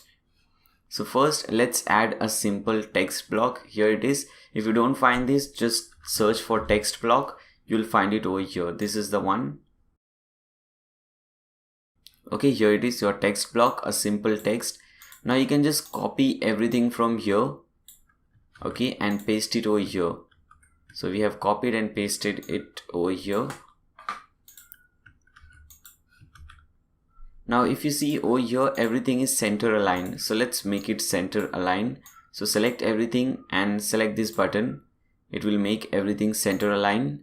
And there is some gap at top and bottom. In fact, we forgot to put some gap at top and bottom. So we'll see how to do that. First, click on save changes. Now let's add some gap at top and bottom. So we want to add some gap at top and bottom of this text. So what we'll do, we'll select this section. We'll click on this edit button. Go to design options, and here we have to add some padding. You can add some padding and margin, both will do the work, but I'll add padding. I'll add 50 pixels top and 50 pixels bottom padding. You can increase or decrease this number according to your choice. Now click on save changes. Now this will add some gap at top and bottom. Now let's add these images. So again click on this add button. Now search for image and select single image because we want a single image. So select single image. Now we have to select an image from media library. So I'll click on add new image, upload files, select files.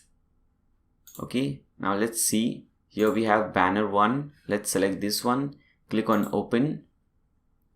You'll find all these images for free in the video description below. Just click on that link and you can download everything. Now click on set image. Now after that you'll see image size. Now by default it is set to thumbnail, but we want the full size. So just type in full over there. Okay. Now image placement, center.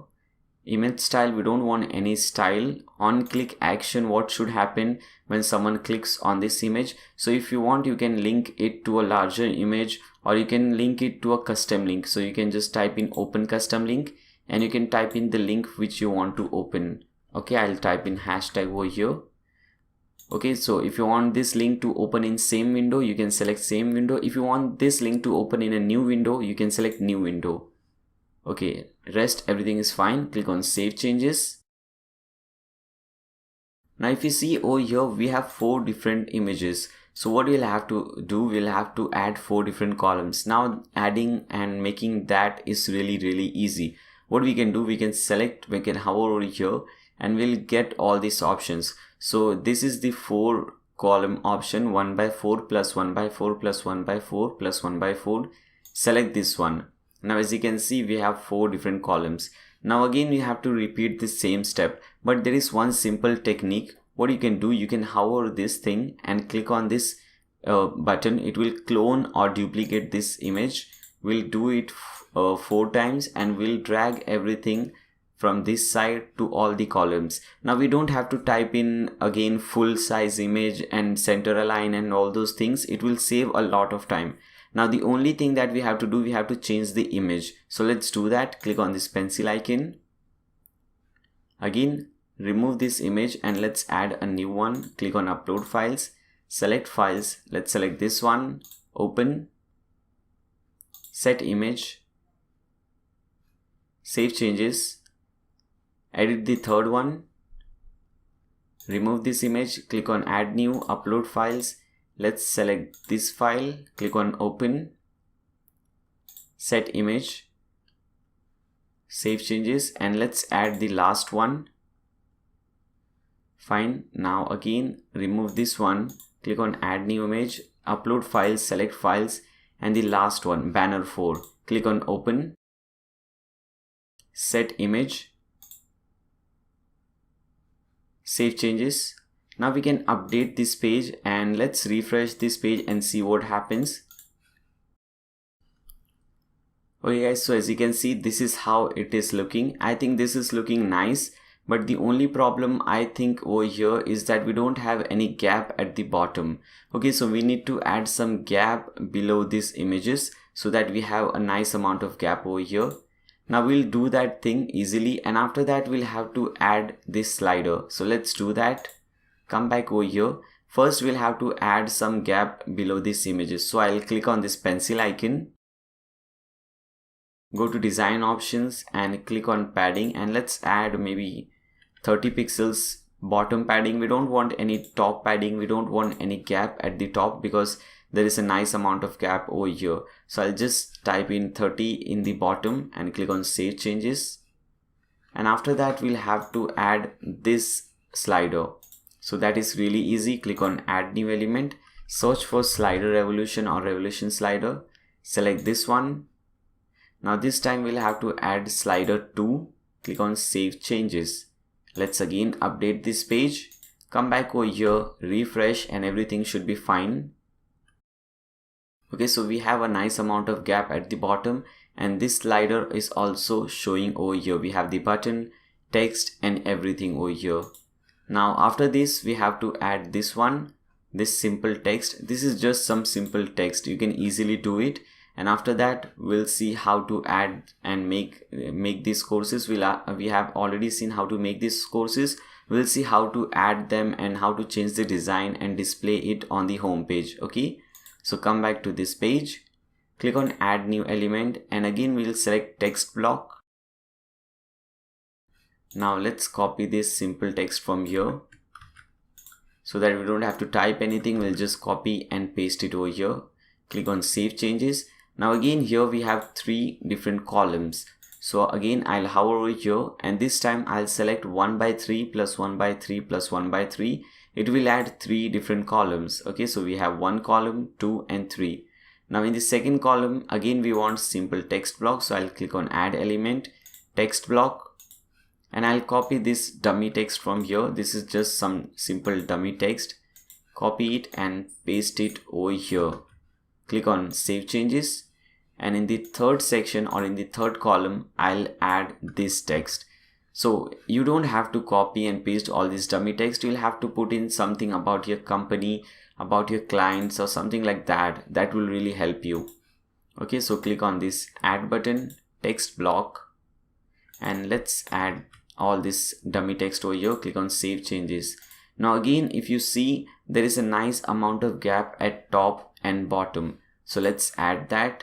Click on this pencil icon, go to design options, and let's add maybe 50 pixels top and bottom. So just type in 50 padding top, 50 padding bottom. Click on save changes. Fine. After that we'll see what happens. First let's update the page. Come back over here, let's refresh the page and see what happens. Let's scroll down. So we have all the 3 columns and it is really looking nice. So it is working. Now it's time to add this text, and this time we will not use text block, we'll use something else. Or maybe this time also I'll use text block, but when we'll create about us and all these pages, I'll use something different. But now let's add text block. Okay, let's use the same thing. So you can copy this text from here, come back to this page. Now as you can see, it is really easy creating a website using a page builder. That's why a page builder is really highly recommended. Now again click on add element and again select text block and paste in the text, or you can just type in any text you want. So I'll just paste it over here. I'll select everything and I'll make it center aligned because here it is center aligned, and click on save changes. Now I want to give some spacing at top and bottom. So I'll again click on this pencil button, go to design options, and maybe I'll add 20 pixels top and bottom. So I'll just add 20 at top padding and 20 at bottom padding and click on save changes.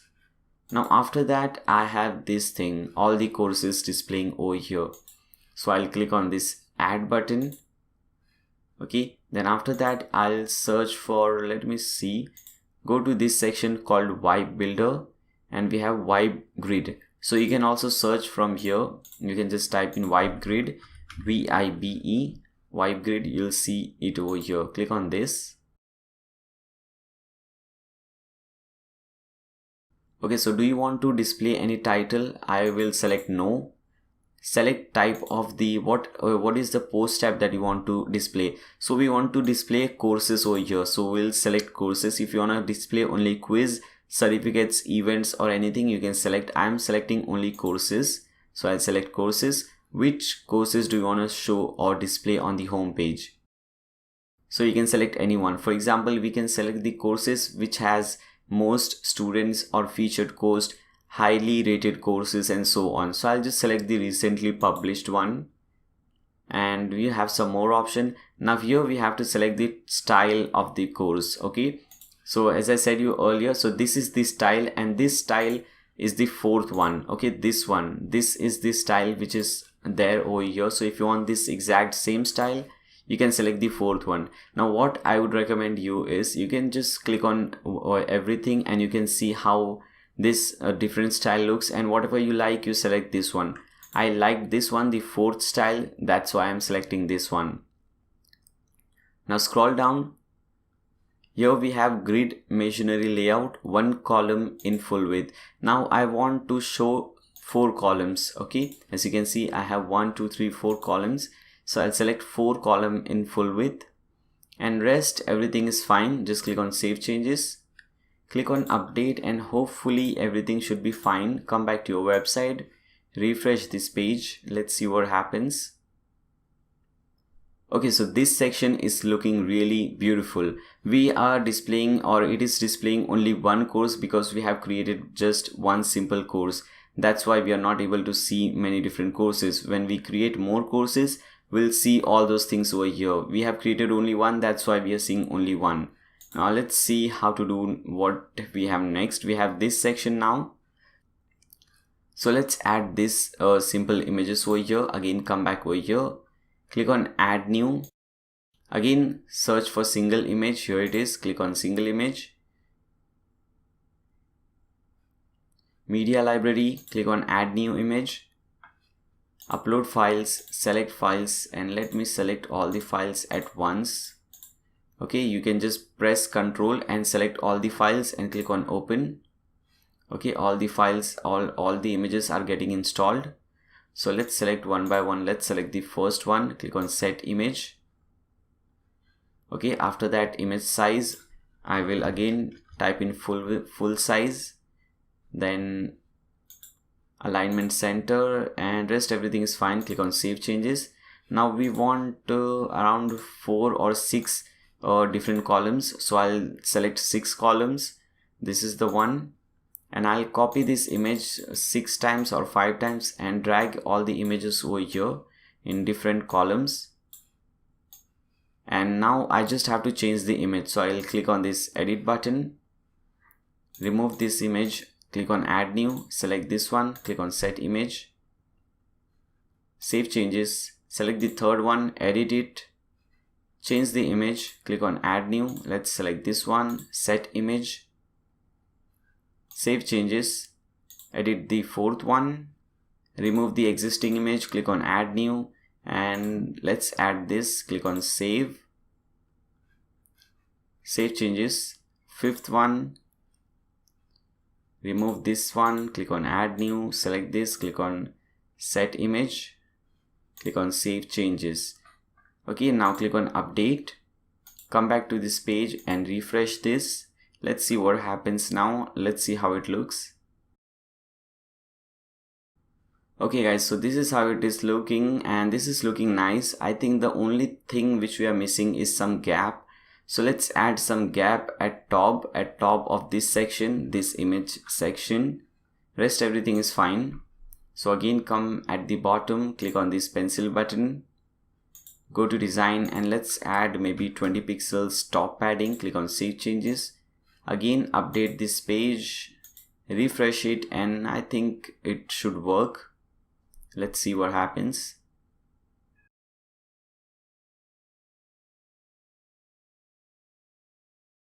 Okay guys, so we have a decent amount of gap over here. So this is working fine. Okay, so we have successfully completed the home page very easily. I hope you guys enjoyed this. Now let's create a new page, which is the about us page. Let's see how it looks. Click on this page, about.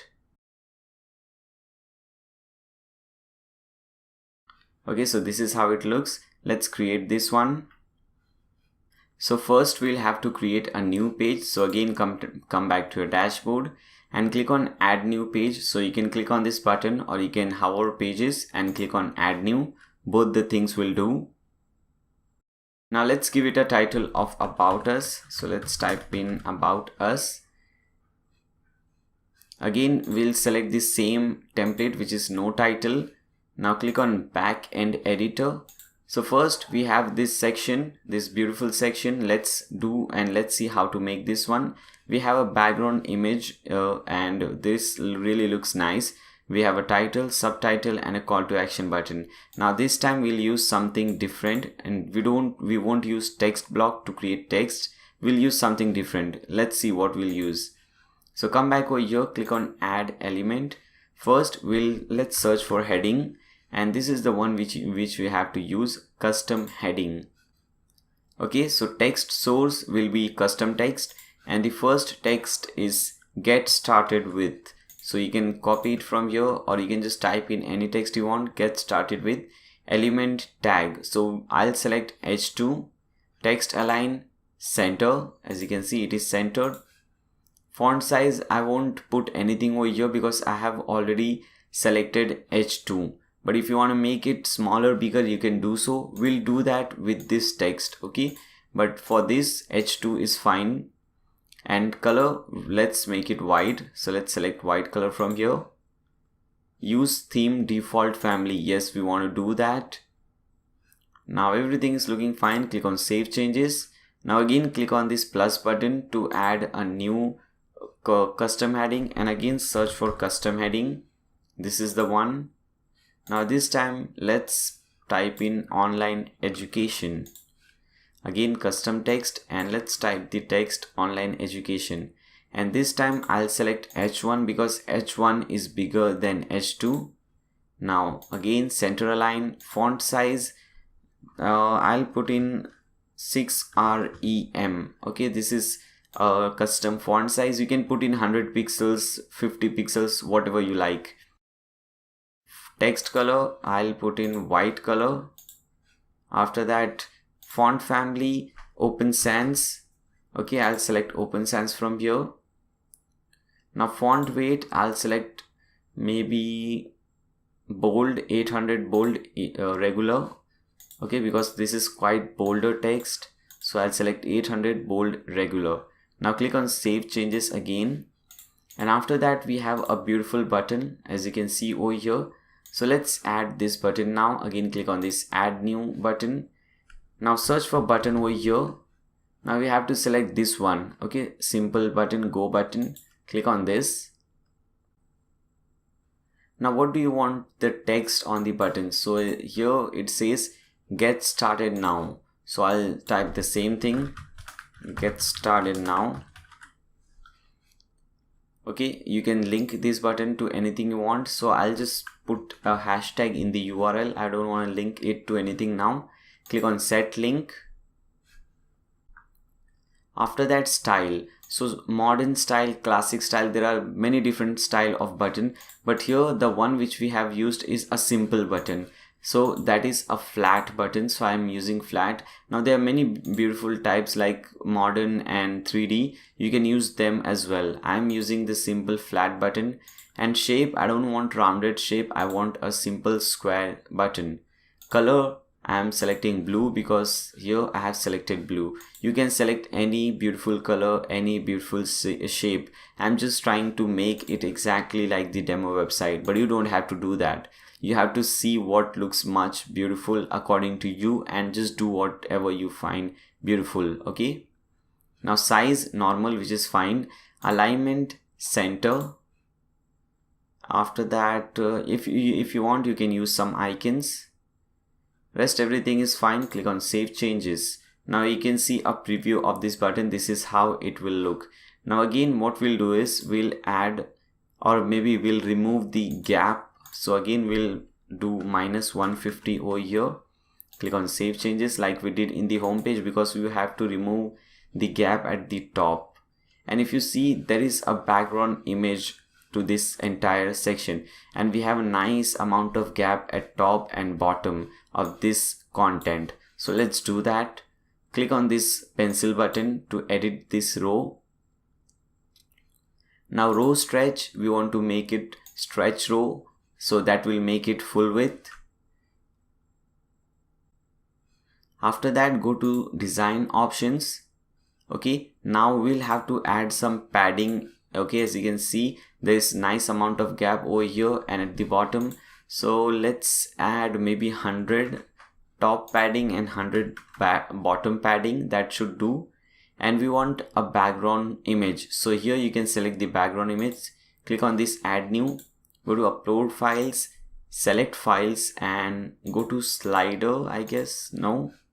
Let's see where we have that image. Slider. No, we don't have that in the slider. Okay, this is the one, Parallax BG. Select this, click on open.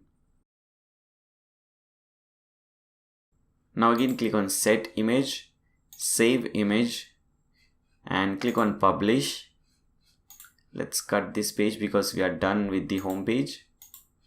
Now let's open this page in a new tab. So you can open this link which says view page in a new tab. Let's see how this page is looking. Okay, so this is looking nice, very beautiful. Now the only thing which I think is left is we need some more gap at top and bottom. Like here we have a nice amount of gap at top and bottom. So it was, I guess, 100. So let's make it maybe 200, or you can increase this. Let's make it 250 pixels top and bottom. Really nice amount of gap. So I'm making 250 pixels top and bottom padding. Click on save changes. Click on update, and now we'll have nice amount of gap at both top and bottom. Let's refresh. Okay, as you can see, now it is really looking amazing. So we are done with the first section. Now let's see how the second section looks. So this is how this second section looks. We have a background color. Now this time, instead of background image, we'll use background color, which is black, and we'll see how to use these different icons and all this animation and so on. So let's do that. Come back to this page. Click on this plus button to add a new element. And first we'll add icon. So search for icon over here. Okay, this is the one, because this is a simple icon. There are hundreds of icons you can use. Or maybe not icon. Let me show you a easier way of using icon. So let me delete this. Let me delete this as well. And click on plus button, and let's add a text block. Okay, so I'm just showing you how to add icon in a different way. Let's delete all this text from here. Now there is something called short codes, which are very useful. Now if you want to use the short codes, it is very simple. You have this icon over here, vibe short codes. When you click on this arrow, you'll get a lot of shortcodes. So you can use anything like pop-ups, progress bar, testimonials, video. Now the one which we want is icons. So click on this icons. Okay, so there are many different icons that you can use. Now let's see whether we get that CSS icon. This is a simple CSS icon. You can use any icon, but I'm trying to use the same icon so that it looks similar to the demo website. Let me see whether I can find that or not.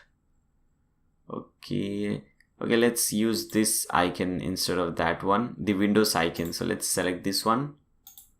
Fine. Now icon size, this is a really big size. So what I'll do, instead of 0, I'll select 250 pixels. And custom style, text style, I'll select, instead of text style, I'll select custom. And icon color, as you can see, is white. So I'll select white from here. Icon color, let's make it white. Fine. Okay, I think this is not working. We can use this. Okay, just leave this thing, leave all these color options and click on insert shortcode. Now we can do that manually. For example, if you see, this is color and we have this quotation marks over here. So in this double quotations, you can put the color. So the code for white color is #FFF. If you don't know all these codes, it is really simple. You can go to Google and type in hex colors, HEXCOLORS or color. Okay, now here suppose you want white, so you can go to white section, and if you see, this is the code. If you want blue, you can go to blue. You can select any color. If you want red, you go to red. You select any color and you'll get these codes over here. So the white color for white is FFF. You can type F 3 times or 6 times. It will do the same job.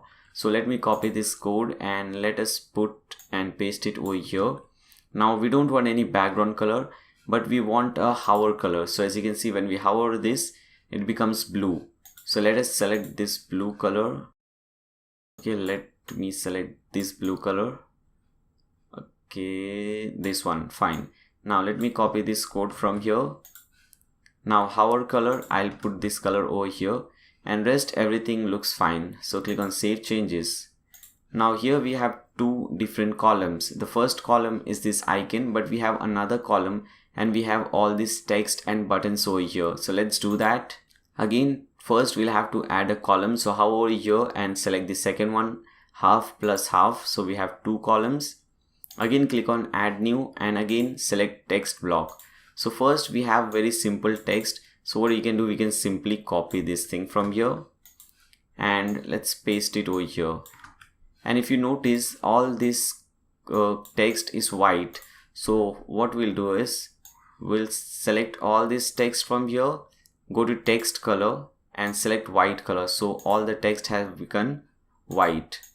Now the only thing that we have to do is add this button. So again, we'll use the same shortcode system, but this time instead of icons, we'll use buttons. So click on this icon, select buttons.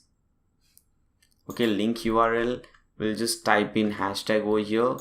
Button style, I want a simple blue color style. Anchor, what should it say? So it says become an instructor. Okay, so let me type become an instructor.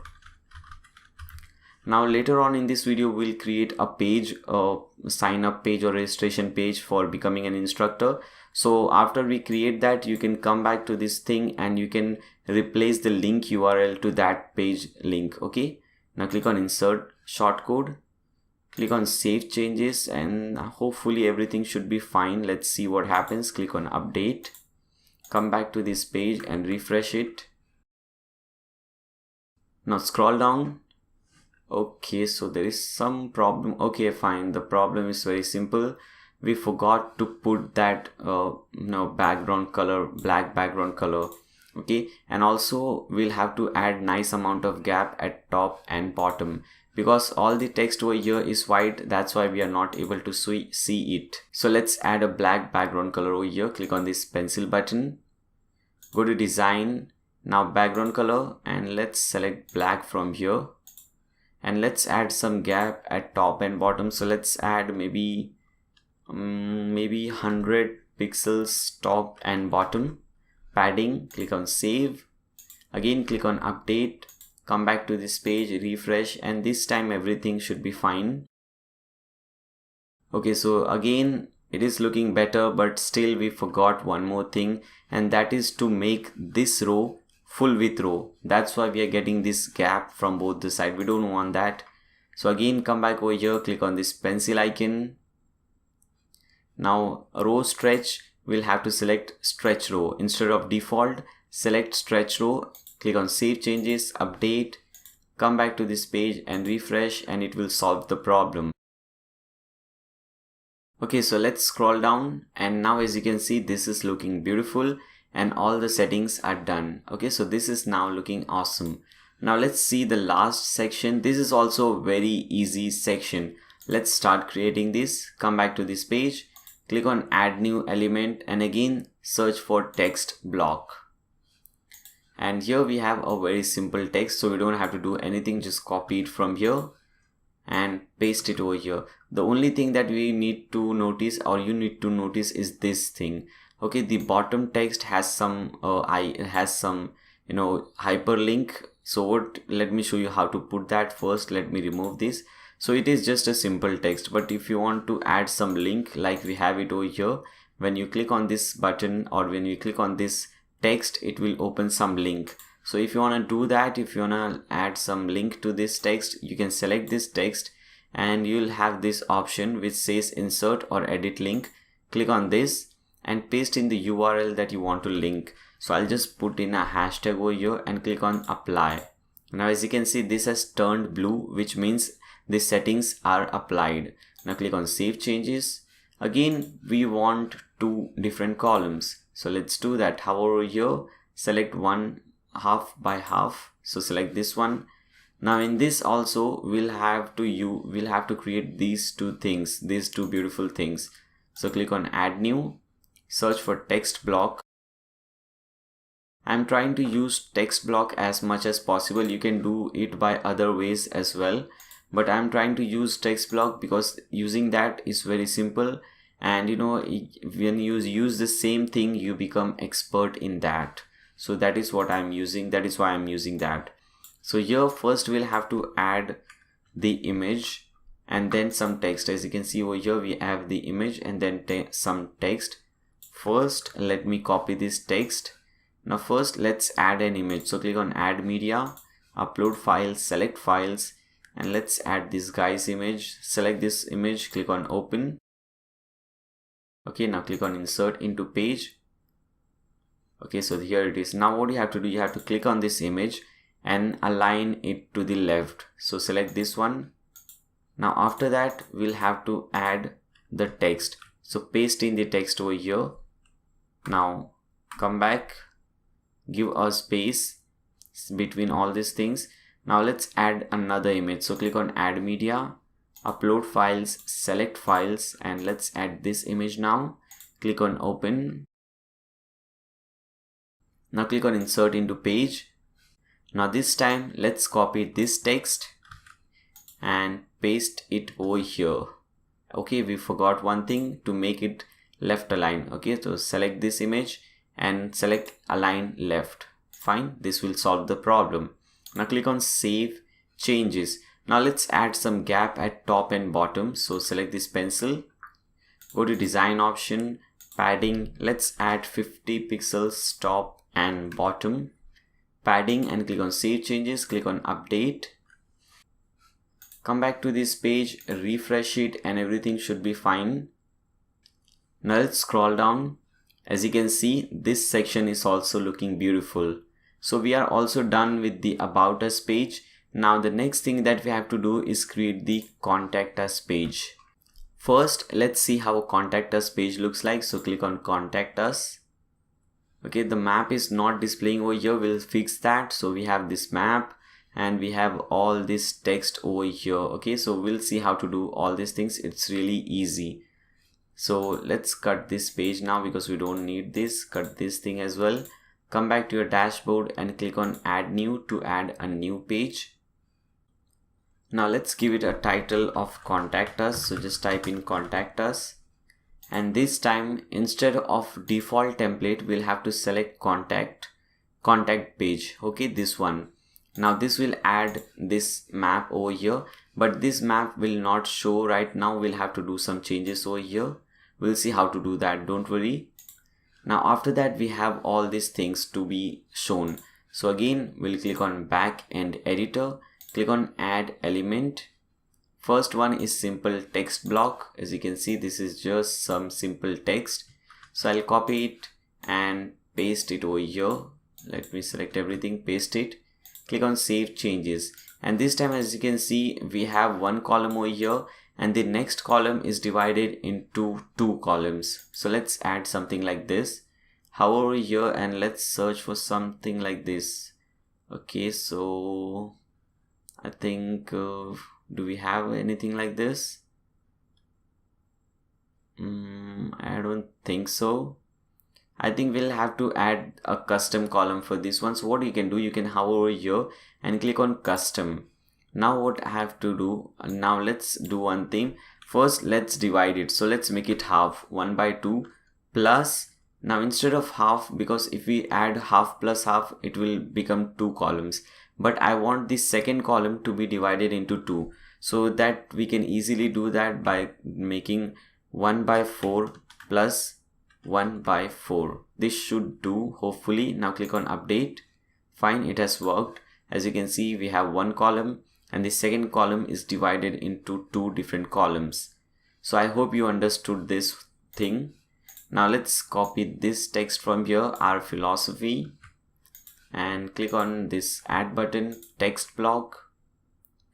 Now I think I am going a little bit faster than usual, and the reason is very simple, because creating contact us and about us page is not really important. You can just import some templates and do it easily, but after this we'll do some important stuff. So that's why I want to go a bit faster so that we can go on to those important stuff. I hope you understand that. So we have copied this, click on save changes. Now here also we have a text block, and this time we have our contact informations. So copy it and let's paste it over here. Click on save changes. Okay, now let's add some gap at top and bottom. Okay, so we can click on this pencil button, design options, and let's add 30 pixels top and bottom padding. Click on save changes. After that we have this thing over here, the contact form, and here we have this accordion. So let's add that. Come back to this page. Now scroll down and click on add new element, and again select text block, and now let's add this thing. First we have this heading which says send us a message. So let's type that heading first, and after that we have different fields, form fields. So adding that is also very easy. We'll be using shortcodes for this. So again select wipe shortcodes and let's search for, I think, forms, something like that. Let's okay, here it is, forms. So select forms. First you have to enter the email where you want to receive these messages. First, for example, if I type my name, email, and if I want to contact you, then what is the email on which you want me to contact you? So you have to put that email over here. You have to put the subject. You can put the website name or something like that, so that you know where these mails are coming from. Now the first label is for name, first field is for name. So I'll select name and I'll select single line text, and if you want to make it required you can select required. Okay, now click on insert shortcode. Once you're done, it will add this shortcode. Now after that we have a shortcode for email. So again click on add shortcode, select forms. You can again change the email address, subject. Now instead of name we want this to say email. So let's type in email. Fine. Single text box, or what do you want? So we want single line text box, and validation we will select email, click on insert shortcode. After that we have phone, so we'll add another shortcode, click on forms. Now let's make it phone. And validation numeric, or we can select phone number, click on insert shortcode. And after that we have simple text box or message box, so let's add that, and it says query, as you can see.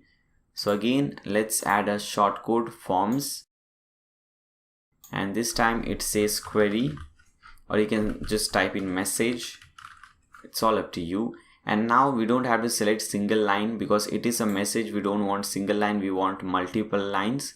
So we'll select multi-line text box or text area.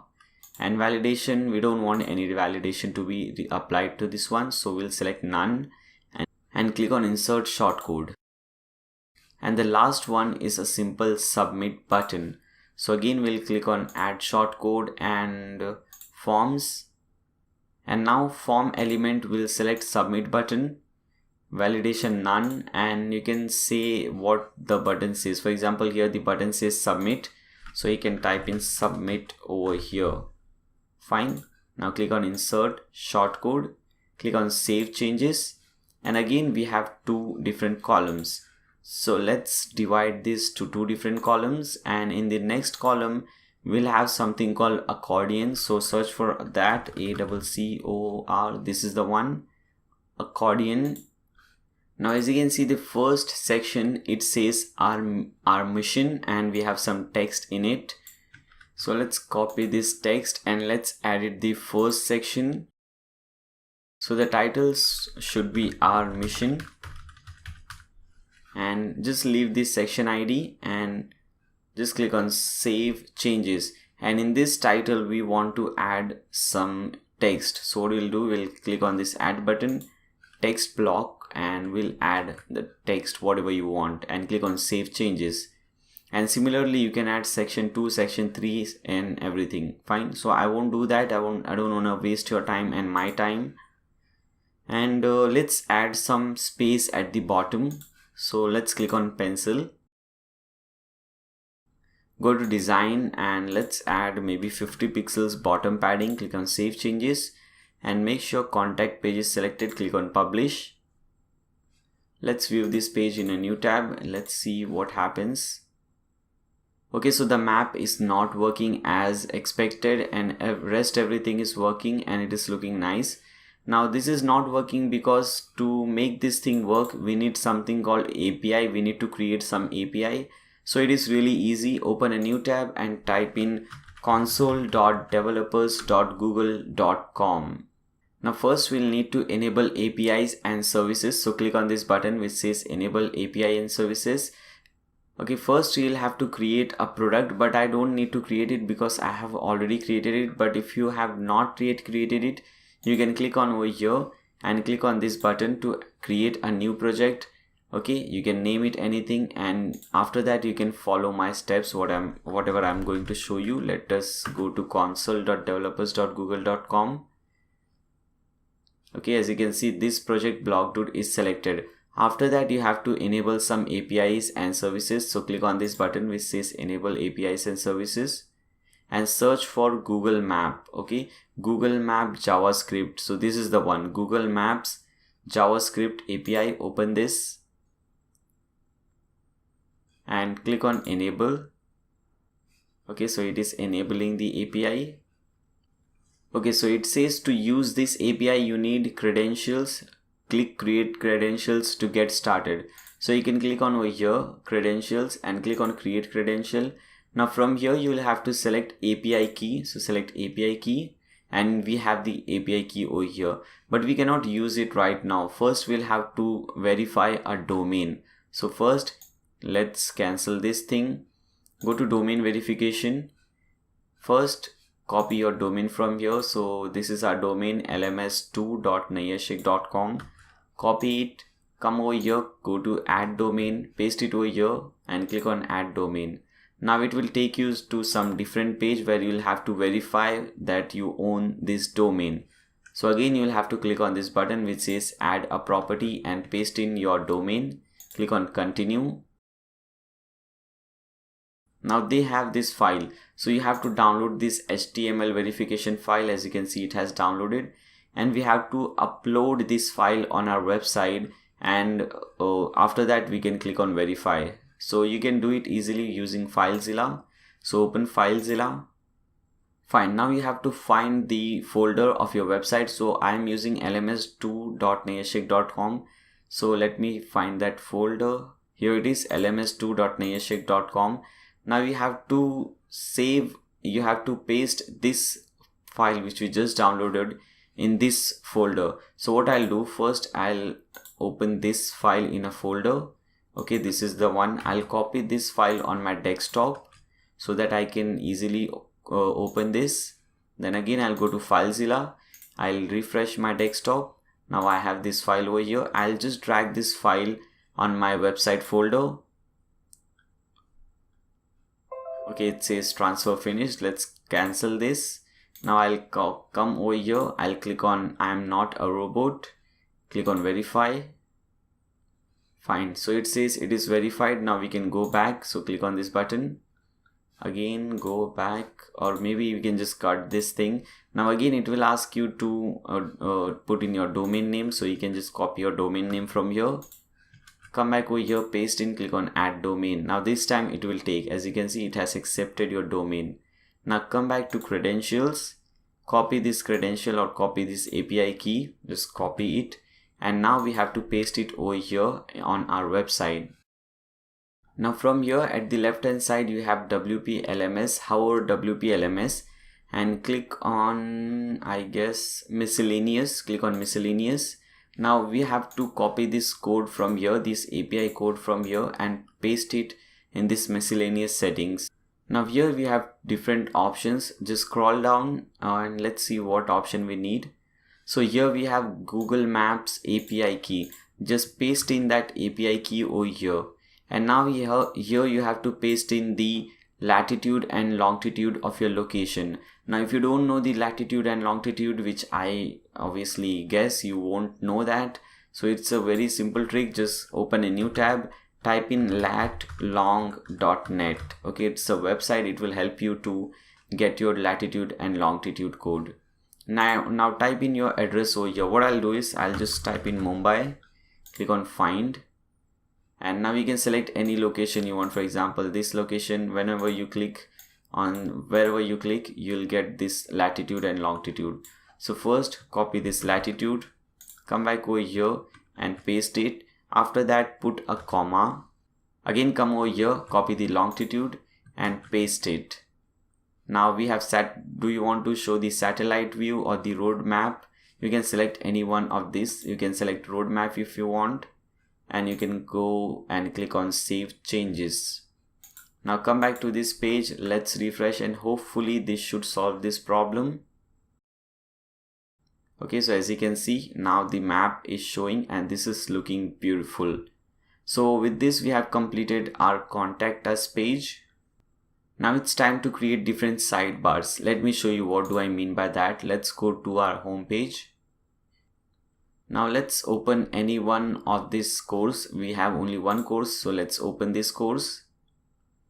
And let's open one course in the demo website as well, so that we can understand the difference over here. So this is our course, this is our sidebar. We don't have anything in our sidebar, we just have this simple thing. Okay, but here if you see in the demo website, we have some beautiful sidebar over here, like related course widget, then we have top rated courses, courses review, and so on. So let's add all these widgets, all these sidebars over here. Fine, so come back to your website and hover appearances and click on widgets. Now from here you'll have to search for single course sidebar, which is let's see, here it is, course sidebar. You'll have to paste in all the widgets over here.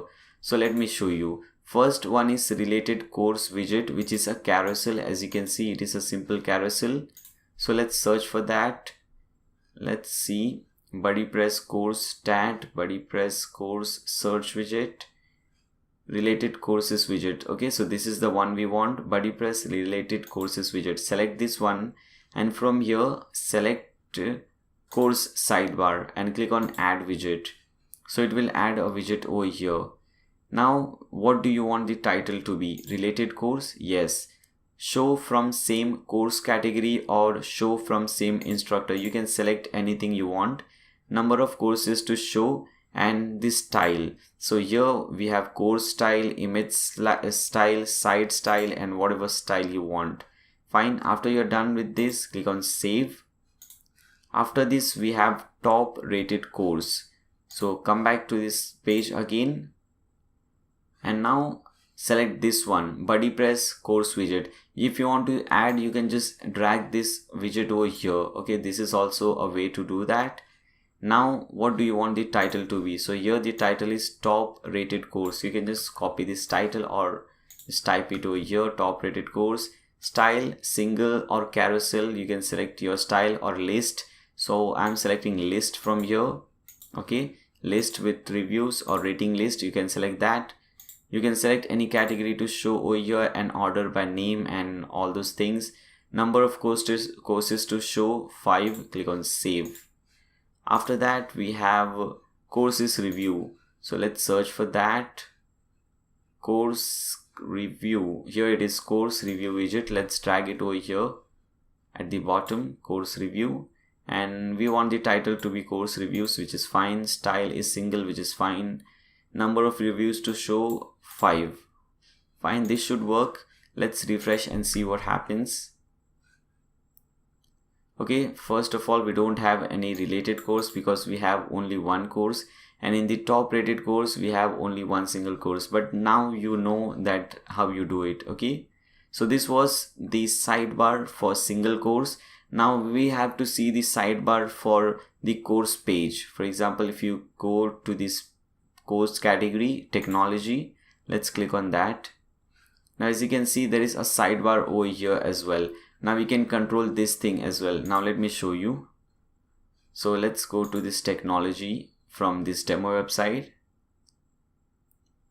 and if you see over here, this is how it will show. We have this carousel, then top rated. I think this is the same, they have used the same thing. Okay, so you can also use the same widgets over here. Here also it is showing the same widgets. So this is how you do, and you change the course widgets, and for different single course, multi course, and for different pages as well. You can add some sidebar or some widget to different type of pages. Now let's see some really important settings. So first, let's get rid of all these things. Come back to your dashboard and hover LMS and click on settings. Now these are really important settings. First is this student login redirect.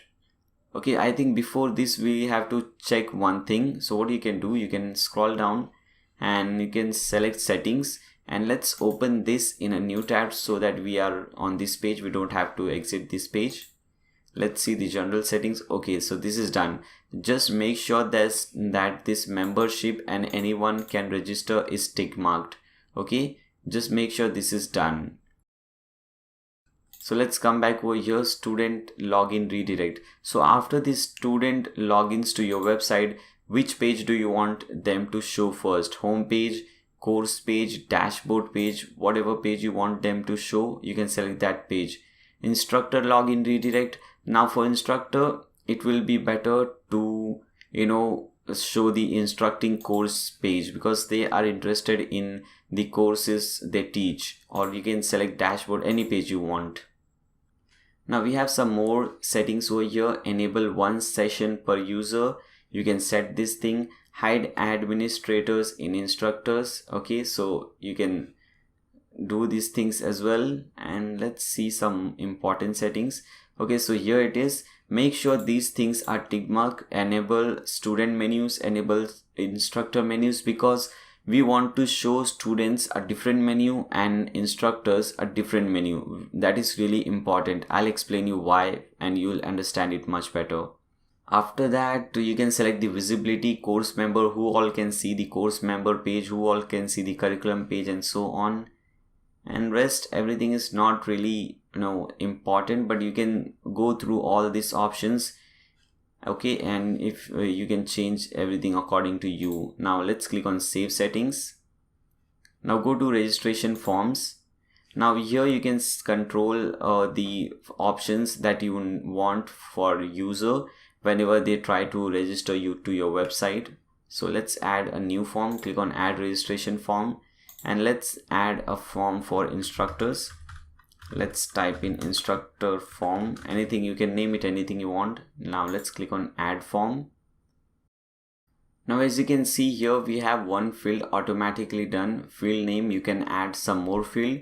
You can go to settings and you can control some more things over here, like skip mail verification, register and log in simultaneously, and so on. It's all up to you. You can assign a role to the user.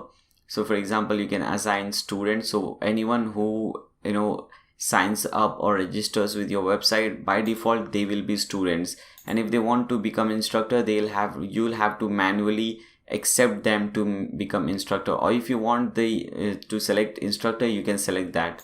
You can select the default role if you want. Okay, click on save. We'll see these things later on in more detail, don't worry.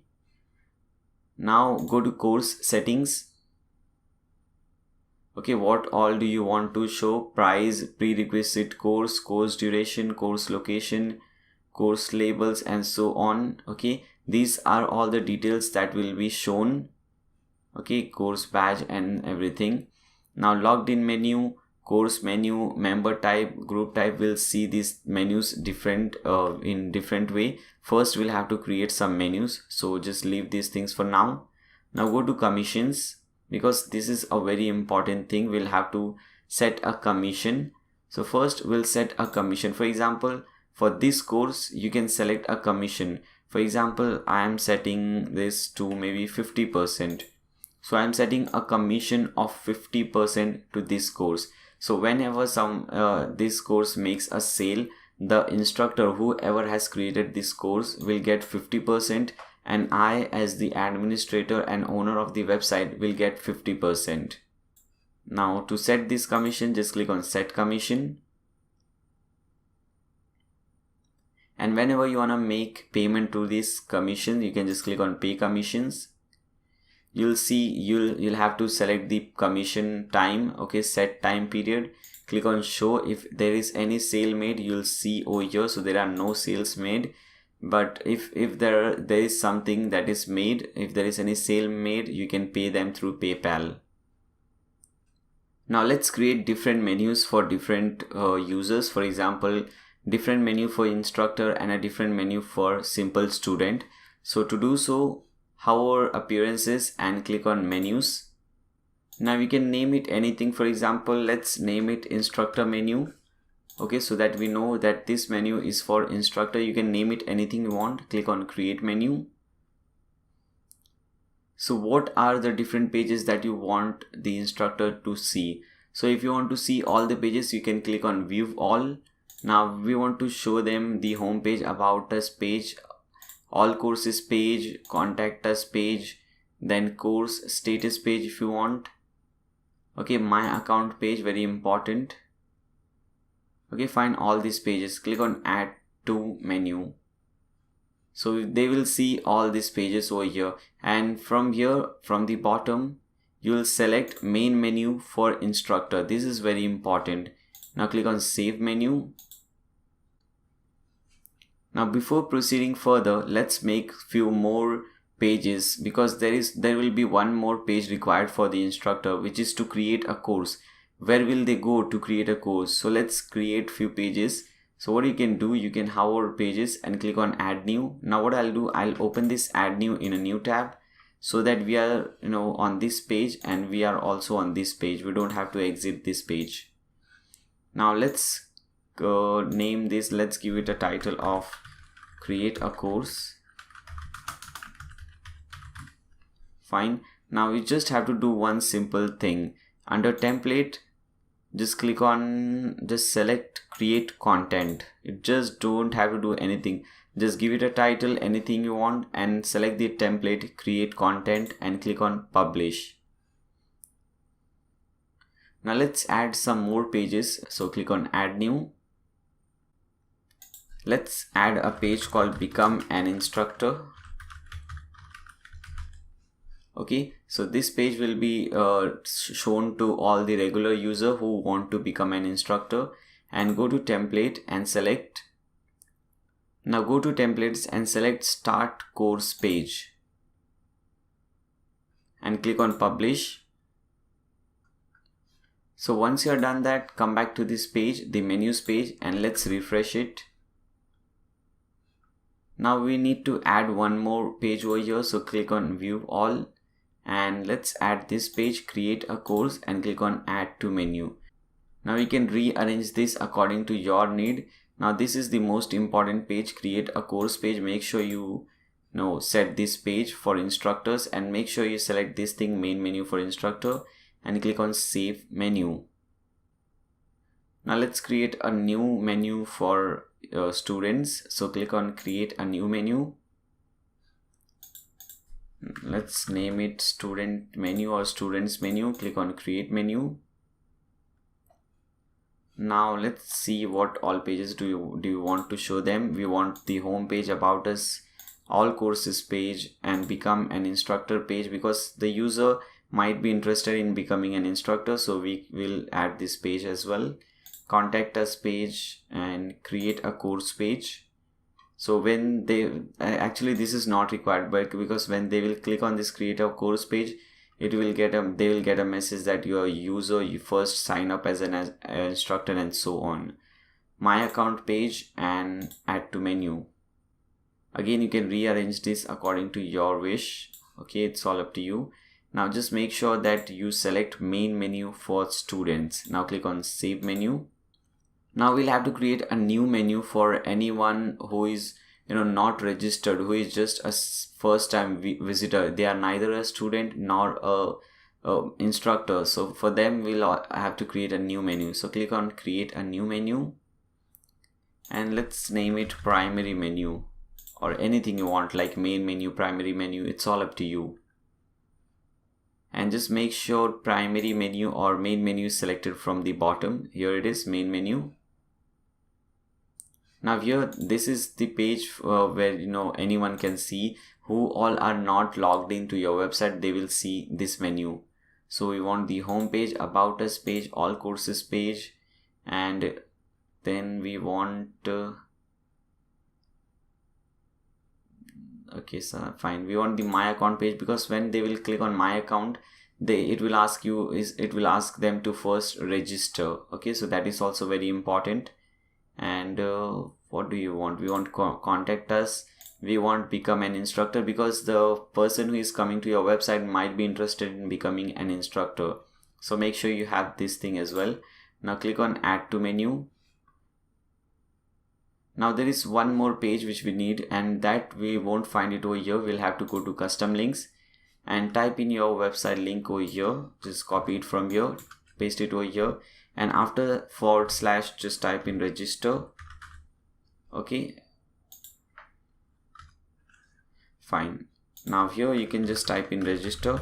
Now this is the registration for the website, a simple registration. So this is automatically created when you just make that allow registration thing. When you tick mark that, this page will automatically be created. Your website name / register. Make sure main menu is selected and click on save menu. Now here we didn't have any menu. Now let's refresh and see whether we have a new menu or not. Okay, as you can see now, after we refreshed, we have all our menu over here, and this is looking nice. Okay, so this is working. Okay, so we are almost done. Let's see one demo whether everything is working fine or not. So what we'll do, we'll copy the website link. We'll open this in a new incognito window so that we are logged out and we can see everything properly. Okay, I just noticed one thing. I think we'll have to decrease the margin a little bit more, so that we still have some margin left over here in the home page. So we'll have to do that first. So come back to your dashboard and go to pages. Now search for home page. Here it is, click on edit. Now select this first section, click on this edit this row, go to design option, and instead of 150 let's make it 250, and that should solve the problem. Click on save changes, click on update, come back to this page, let's refresh, and that should solve the problem. As you can see, that has solved the problem. So as you can see, for a new visitor, this is how your website will look. Okay, they will have all these page options. Now if they want to go register to your website, they can click on register. Now this is how all the pages field that they will require. They'll require the username, email, password, and all these things, and name field. If you want to increase these profile fields, you can do it easily. You can come back to your dashboard. At the left hand side you will see users, hover that and click on profile fields, and you can increase and decrease, or you can add or subtract some fields. So here, for example, suppose if you wanna make, or if you wanna add a new field, just click on add new field button, and you can name it anything. For example, let's add bio field. Okay, let's type something about yourself, something like this. Okay, now what do you want? What is the type? Text block, number, multi-line text area. So I want to select this one. You can add a date selector. For example, if you're adding a field for date of birth, then you will select date selector. Okay, now click on I will select multi-line text area because this is a bio field. Now whether you want to make it required or not, and visibility, who all can see this thing. So if everyone can see this thing, you can select everyone, and obviously the user can change that visibility options. Now let's click on save, come back to this page, let's see whether that thing has taken place or not. Let's refresh this page. Now we can see we also get a bio option over here, so you can add multiple options over there. Now this is the menu that we get. Now let's create a new account over here. Let me add just a random username, my email address. Okay, fine, let me choose a password. Hopefully I typed it right. Name is Nair Sheikh, bio is bio. Let's click on complete sign up. Okay, now it will ask us to activate our account. So for that we'll have to go to our email address and we'll do all those changes. So let's go to gmail.com and let me go to my account. I don't remember the password, by the way. Let's see. Okay, it was right. Now here you have WordPress, one mail from WordPress, activate your account. Let's open this, click on this link. Let's cut all these things. Okay, so as you can see, it says your account is now active. Now we can see all the courses. We can go to all courses, we can go to home page. Suppose we want to enroll in this course, then we can just open this thing. We can click on this button, take this course. Okay, we can add to cart this course, click on checkout. Okay, fill in all the billing information and pay through PayPal. Then we can use this course. Fine, so it is really easy. Now this is working fine for students. Now let's see whether it is working for instructors or not. So let's first sign out from here. So let's log out from here. Fine, now we have the same thing over here. Now again we can register. Now I think there is one thing which is left, which we are missing. We can add one more option over here. See, because we are getting we have only one registration form, and we don't know whether the person is trying to register as a student or as an instructor. So that is why I always do a demo check, so that we can see whether everything is working fine or not. So I think we can add one more field over here. So let's do that in the user field. So hover users and select profile fields. Now let's add one more field. Click on add new field, and let me put in a title role, or maybe sign up as. So you can just put in, do you want to become, and we can add some in description like select or anything you like, you know. Do you want to become, oh, I don't like typing, man. Do you want to become an instructor?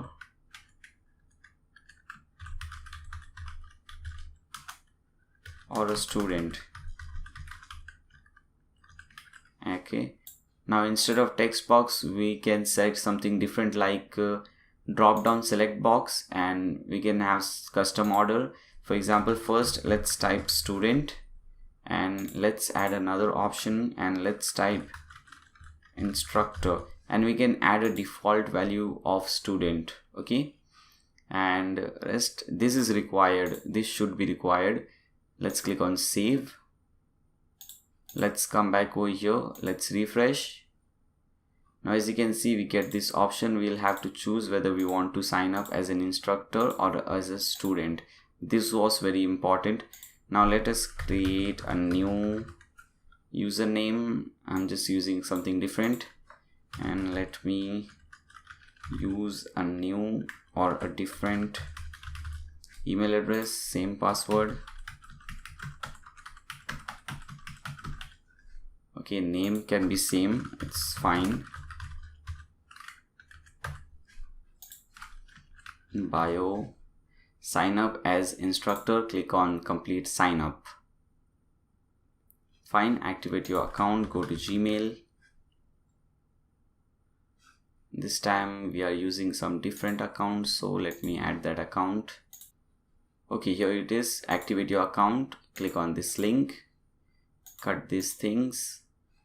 Okay, your account is now active, but still there is one more problem. In fact, that is not a problem, and that is good for us. For example, if they will click, they are seeing the same menu which, you know, which is showing for users, because whether they select instructor or student, they are still, you know, registered as simple students. Now why did we put that thing then, the multiple select or that drop down menu, that whether you want to sign up as an instructor or as a student?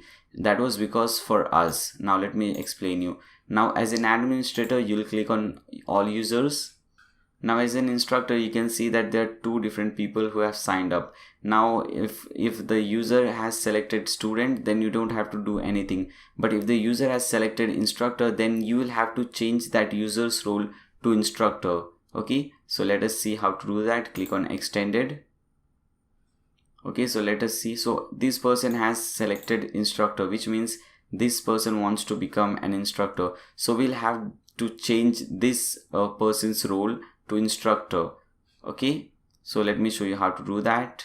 So click on profile, and here instead of subscriber, select instructor and click on update user. Okay, you have to do it manually so that you know your website doesn't get spammed. Now when the user, as you can see, the menu is for user, simple student menu, but when we refresh, the menu should be different. As you can see, now the menu is different. Now this menu is for instructors, which means that the settings have successfully been saved. Now we can create a course. Okay, he can click on this button, create a course, and he'll get this option. Okay, if you want to create a new course, he'll click on create your own course, and he'll have to put in all this information. Like first is the title. So let us put a title like just simple title. Select a category or add a new category. Short description, I am not putting anything. Now let's click on create course. Yes, create a new course. Okay, maximum duration, maybe this course is for maybe 1 hour, so I'll select 1. From here I'll select hour. Prerequisite course, we don't have any. You can set the type and all these things, so user can set everything. User can, you know, set instruction, course completion message, and click on save settings. Now they can create curriculums. For example, they can click on add section. They can give a title. For example, let's give a title section 1.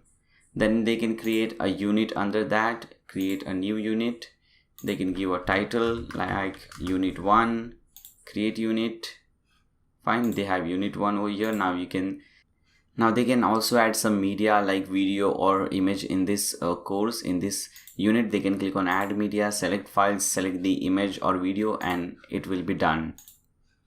Okay, now click on save. They can also add and create new quiz from here, so that is also very nice and very useful. Now you can click on close and save curriculum. Click on save a course. Now pricing, they can set a pricing to this course. Okay, free course or whatever kind of course, create a new product, and subscription type and so on. Now click on save pricing, click on save course. Now they can click on this button, send for approval. Click on save course. Now they can view their course, but obviously their course is not yet published. It is sent for approval, and that's why we are seeing this thing, private course, because this is not yet approved. Now you as an administrator has to approve this course. Now when you go to your dashboard, administrative dashboard, you'll see at the right hand side, let us see LMS, and when you hover LMS, you'll see all courses, and you'll see that someone has just uploaded a course and it is pending. You'll have to modify it and you'll have to publish it. Once you click on this edit button, and once you publish this will be published. Okay, and if you find okay there is some problem over here, this person has not entered the description, then you can contact that person and you can say, you know what, your course is not yet ready to publish, you have to improve this, improve that, and so on. Exactly like Udemy, what happens in Udemy, because I make courses on Udemy, so I know the process, what happens. Okay, so I guess this is the end of the video. I hope you guys enjoyed this video. If you guys have any doubt, any questions, you can leave them in the comment section below. I'll be more than happy to help you guys. And if you like this video, if you enjoyed this video, make sure you subscribe to my channel and also click on that bell icon so that you don't miss any awesome stuff. Thanks a lot for watching guys. See you soon.